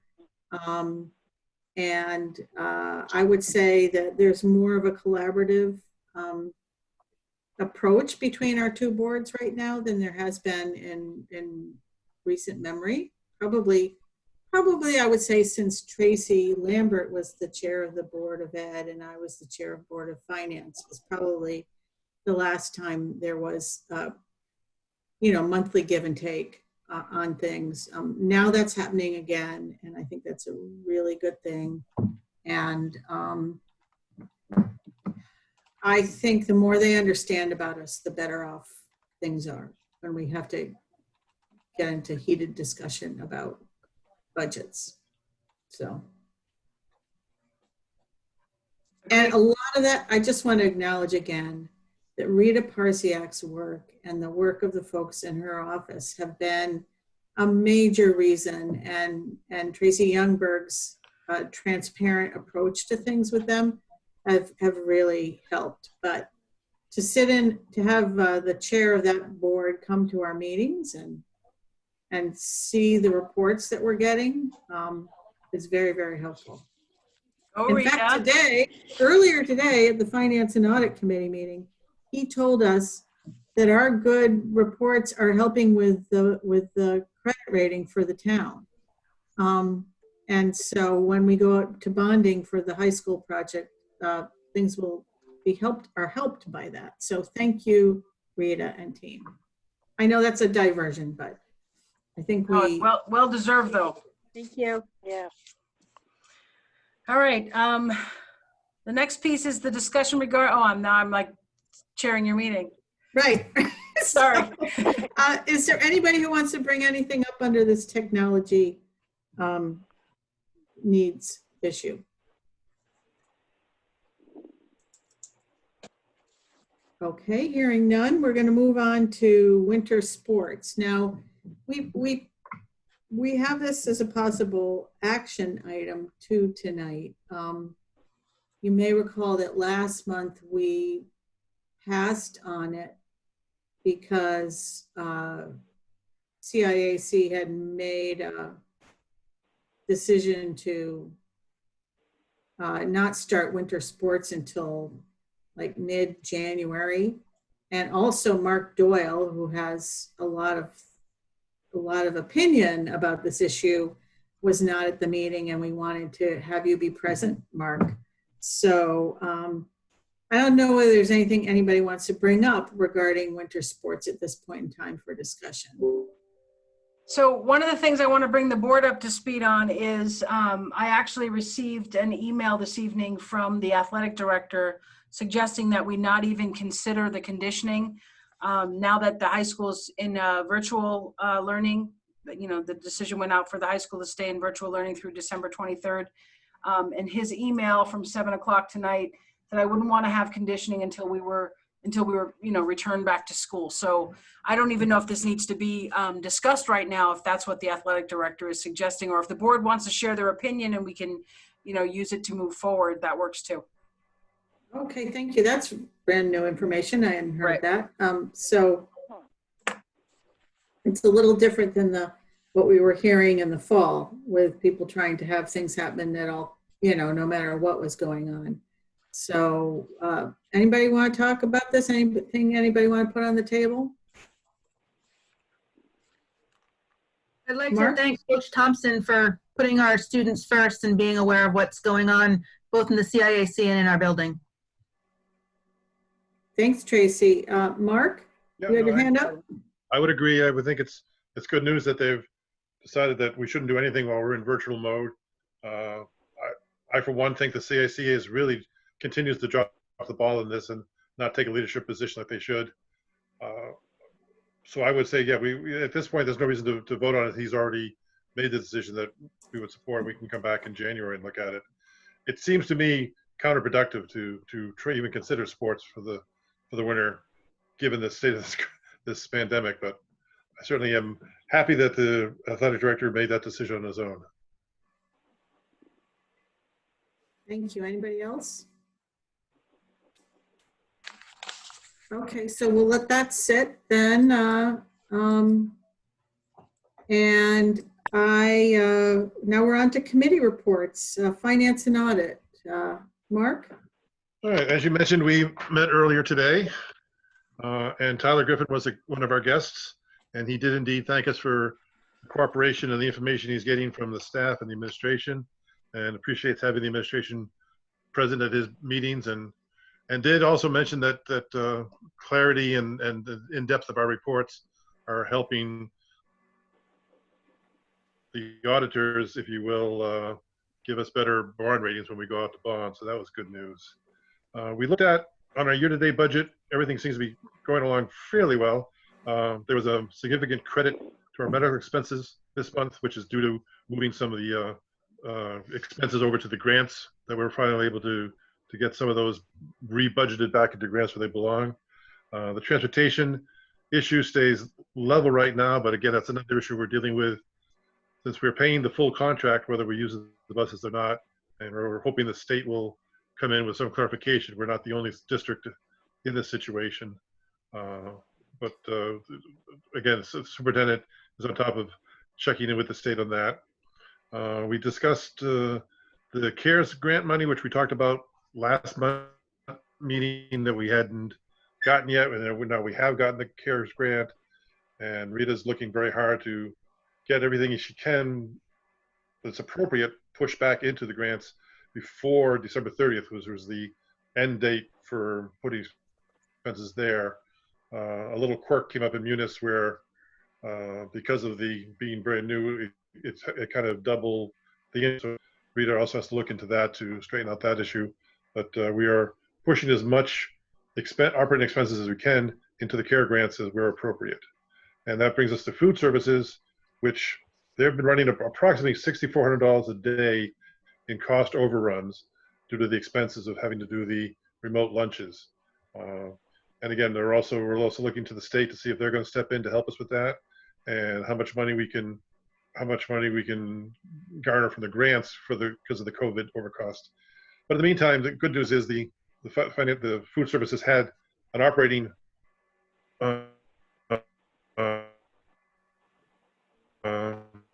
budget, or at least I should say operating reserve, to be able to carry those expenses for now, so it's not going to impact our year-to-date operating budget. And finally, we have a list of transfers, and there was one correction from our meeting, which Rita is going to explain to us now. I guess it got inadvertently left off our meeting. So Rita, can I have you take over and do the transfers? Yeah, so there was an updated transfer list sent out by Janet, I think, on Tuesday. And so the only transfer we didn't discuss during our meeting was for, it was a pretty large transfer, so I wanted to bring it up. And it was to transfer budgets into the correct sub-departments. I know earlier we talked a little bit about the IT budget, and as I was looking at the IT budget, I realized that there were accounts that were shared with IT, finance, HR, and also facilities. So that $220,000 transfer, which should be in your board packet, it's just transferring between sub-departments. So putting it into the right place, and you can, I don't know if you want me to share my screen, but you guys have it, you should have it in your updated board packet. Right, it came out, we got it like yesterday, I think. Or today. Yesterday? For Yeah. today, yeah. So I just wanted to see if you had any questions on, because it is a pretty large transfer.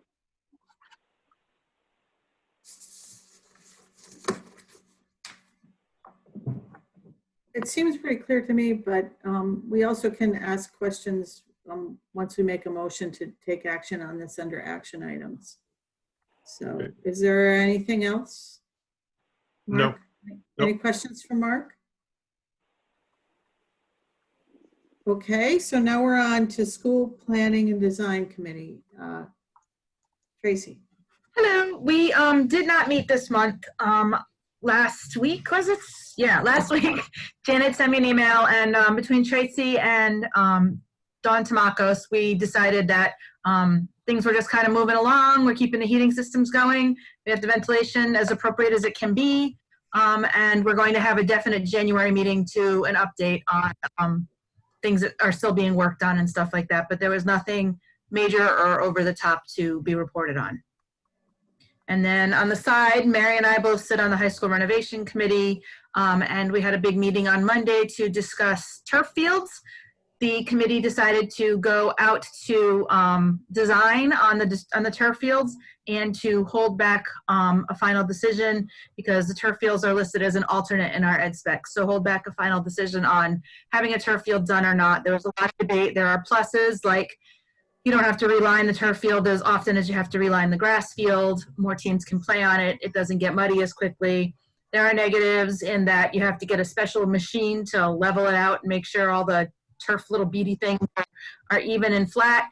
And in 15 years, it has to be replaced at a current cost of $400,000. That would have to come out of our operating budget. And with the small margins of increases we're getting from year to year, that might take up a good chunk of an increase in our budget. So that's a huge discussion for the future that will probably have to be had with the town. Somebody tried to put Tyler on the spot and say, oh, we get, $500,000 in 10 years. And Tyler has no idea where he's going to be or where any of us are going to be or where this town will be financially in 10 years. So that's really, or 15 years, that's a really hard decision to be able to make. So we did ask Dr. Youngberg to try and compile a list of people that rent the fields, people that utilize the field with or without paying. Some we do gratis, like Little League and youth football and stuff like that. So she's going to try and compile a list to see how many people actually use the field and, if we could charge for it, if it's a turf field or not. It does have a huge draw with the students. And so that's something else that we have to weigh as a committee. I'm just putting it out there so that way everybody knows what we've been discussing lately. But other design specs, we met with the state. Those are all moving forward nicely. And hopefully we'll be able to go out to bid in July when the state officially votes to give us the $112 million. Thank you, Tracy. Are there any questions that people have on that? I think Tracy. Go ahead, Tracy Youngberg. I think Rita actually started trying to pull the financials on what the district has been collecting for use of our fields. Rita, do you have anything to offer yet, or?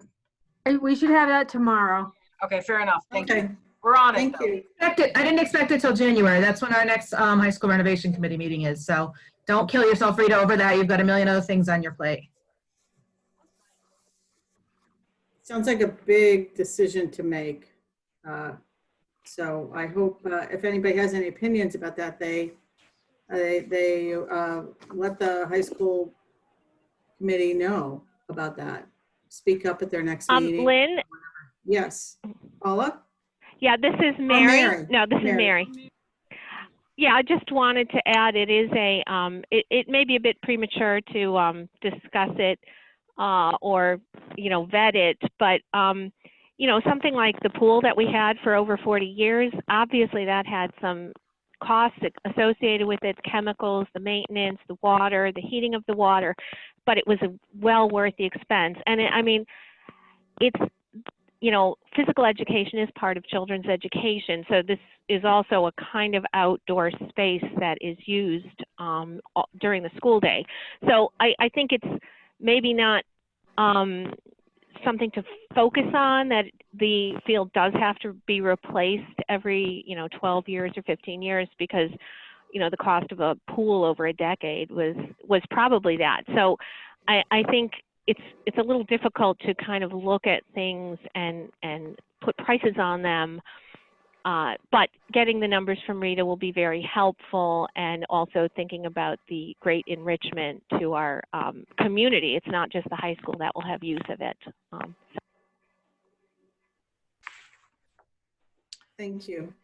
Lynn, Janet just reminded me that yesterday afternoon we received notification from the state that the Windham High School approval renovation status was approved. We got the official letter yesterday afternoon, as was the space waiver request. So I'll be forwarding those to the board. Thank you, Janet. Oh, thank you. That's good to hear. That's awesome. Yeah, that's a long time getting there. Really great. Policy Committee, Ilda, is there anything to report? I have a brief report. We did not meet in November, but we will be meeting next Thursday for our monthly meeting, and we'll have something for you next month. Thank you. Any questions, comments? I have a question for Tracy. So we are getting a pool in the high school? No. No, we're not. Okay. Sounded like we were. Okay. Thank you.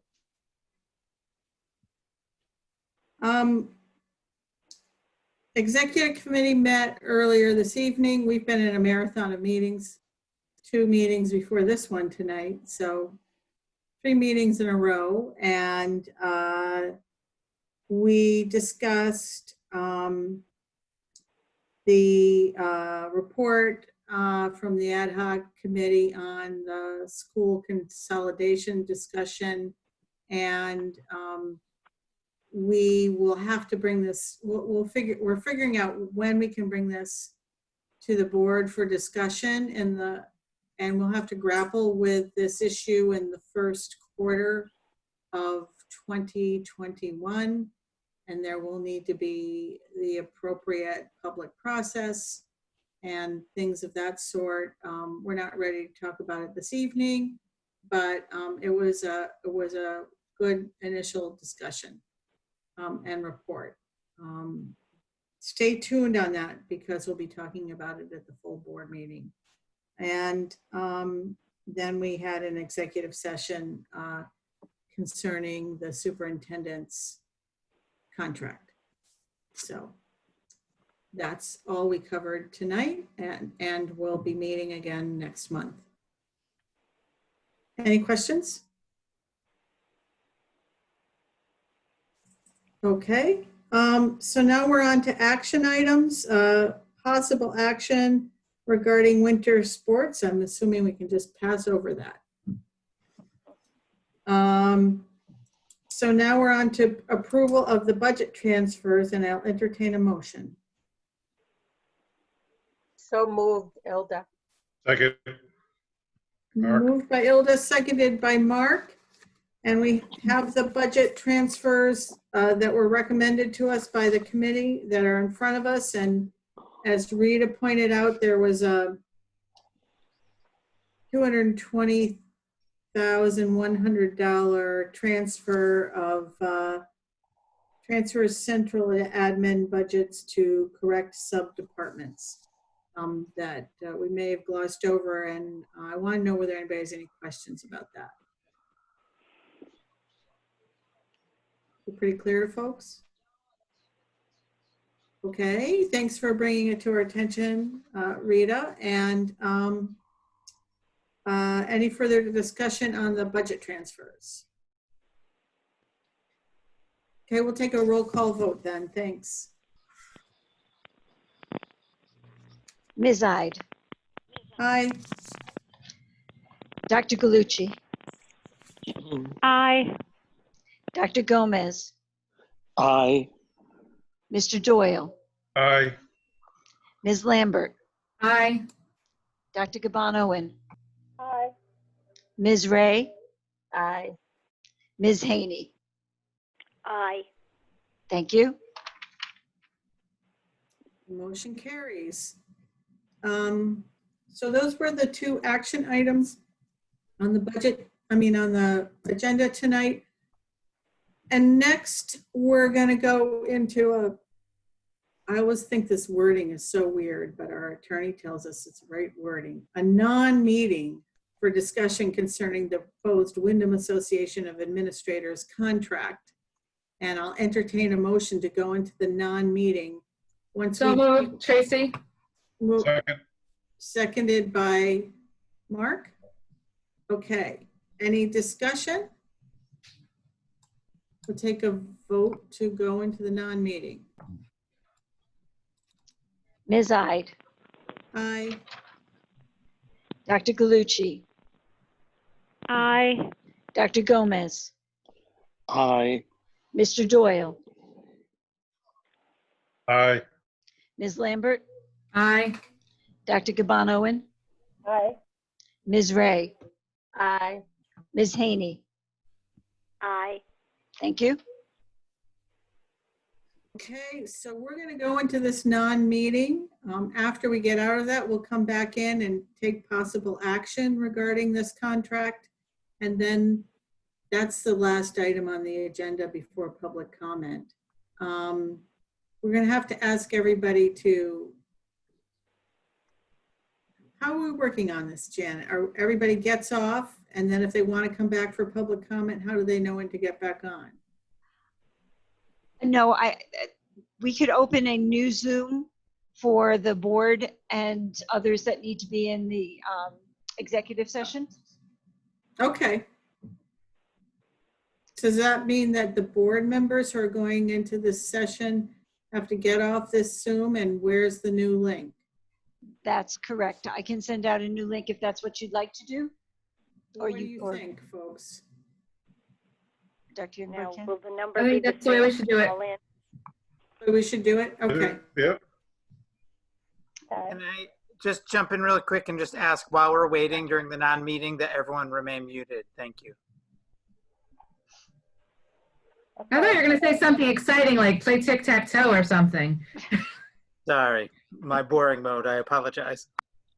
All right. Thank you, Ms. Testa. We'll wait for the email. Or you could do TikTok instead of tic-tac-toe. Janet, can you send it to my work email? Otherwise, I won't get the number. Yes, okay, we will. Thank you. Thank you. Okay. So we leave now, right? This meeting. Yes, you leave. Okay.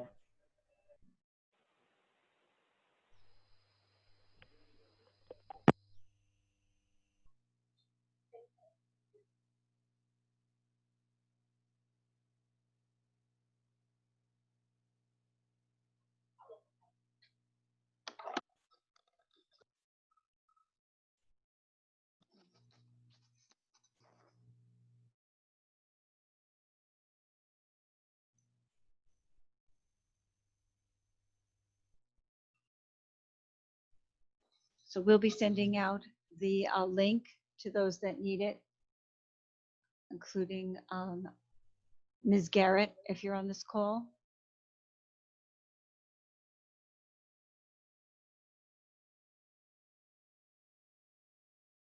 Ms. Ritter.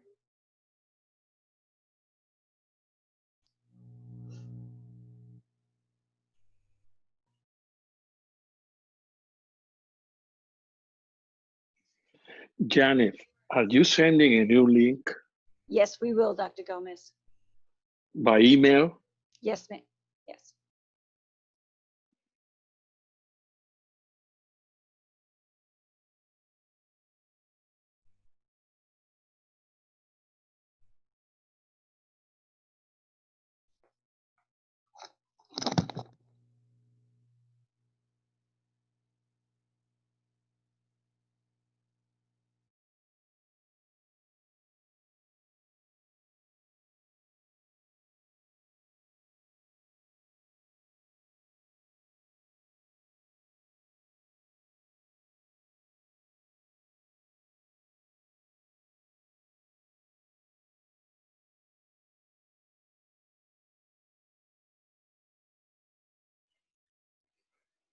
I have not received any link yet or any email.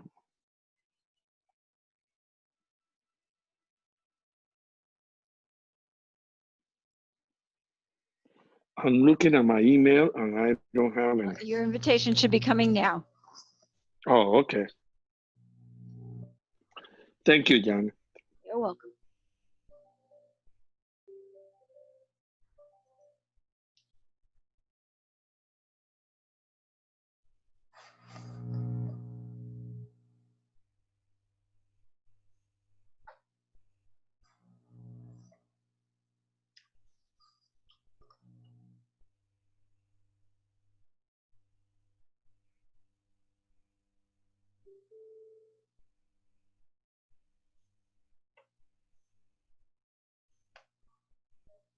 I'm doing it right now.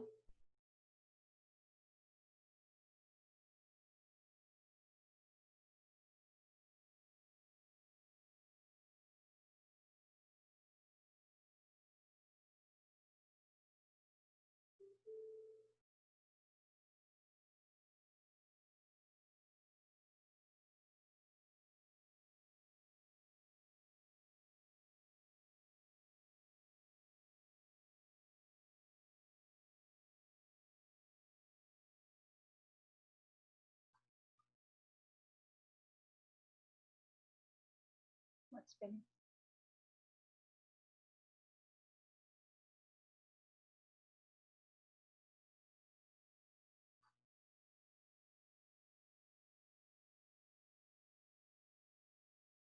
I hear people coming on.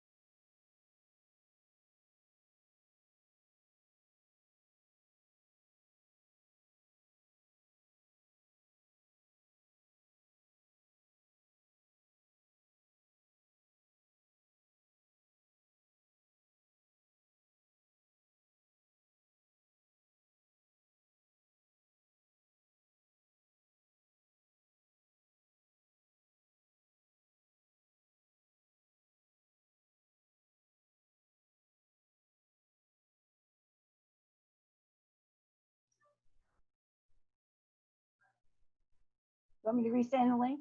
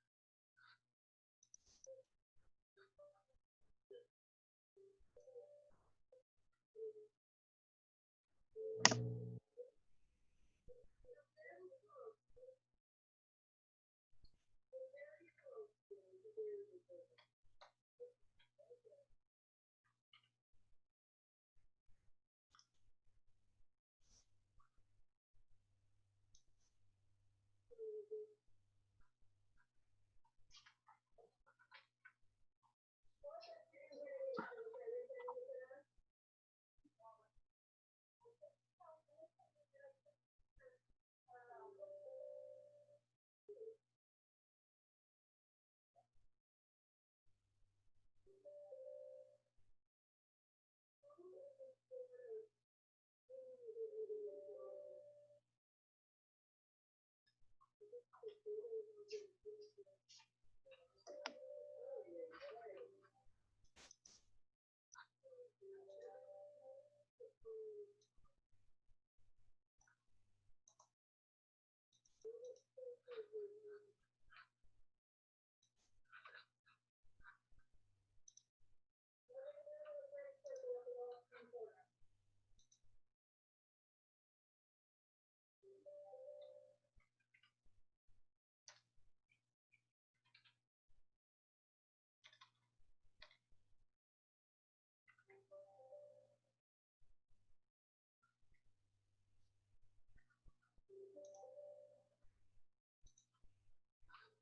just sent it to Ms. Ray again.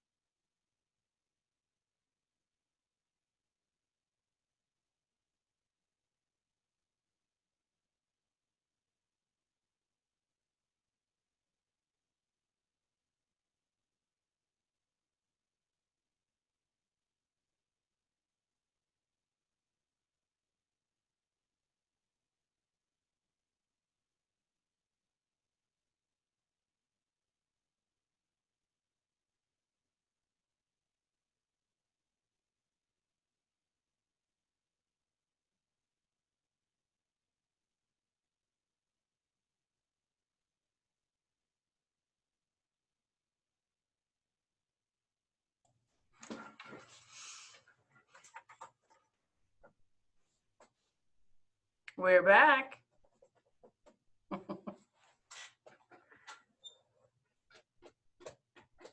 We're back.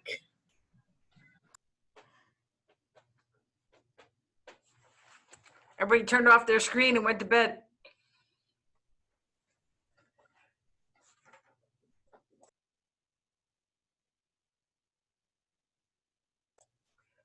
Cammy's got the right idea. Sorry to keep everybody waiting, but that's the life of going into executive session, I guess. So we're back in the meeting, and I'll entertain a motion regarding the proposed Windham Association of Administrators contract. I make a motion that we accept the Windham Administrator's contract as discussed in our non-meeting. I second it, Ilda. Motion made by Tracy, seconded by Ilda. Is there any discussion? Okay, so we'll take a roll call vote. Janet, please. Ms. Ide, Aye. Dr. Galucci, She may not have made it back yet. Okay, let's go back to her in a minute. Let's see if everybody else is here. Go ahead. Dr. Gomez, He didn't make it either. Aye. He's there. Oh, he said aye. Mr. Doyle, Aye. Ms. Lambert, Aye. Dr. Cabanowen, Aye. Ms. Ray, Aye. Ms. Haney, Aye.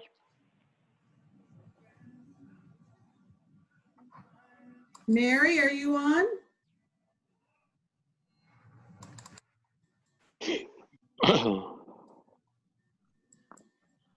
Well, the motion passes. We had a quorum, so there we are. The contract is approved, and I want to thank the union members, the administrators union, and Tracy Lambert, Jessica Ritter, our attorney, and Stephanie Garrett, and anybody else who was involved in the negotiations for getting us to this point. And we want to acknowledge the administrators, how appreciative we are of all the work that you do. Let's give them a hand. Definitely. So now we're on to public comment. Is there anybody who would like to speak during public comment?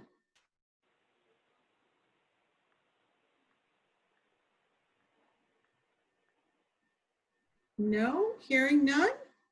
Then I will entertain a motion to adjourn the meeting. I move we adjourn, and I wish everyone a happy holiday. Yes. Oh, the same to all. Same to Happy all. holiday, everyone. Happy holidays Happy to everyone. holiday. Everybody. Namaste, everybody. Namaste. Bye-bye. Thank Bye. you.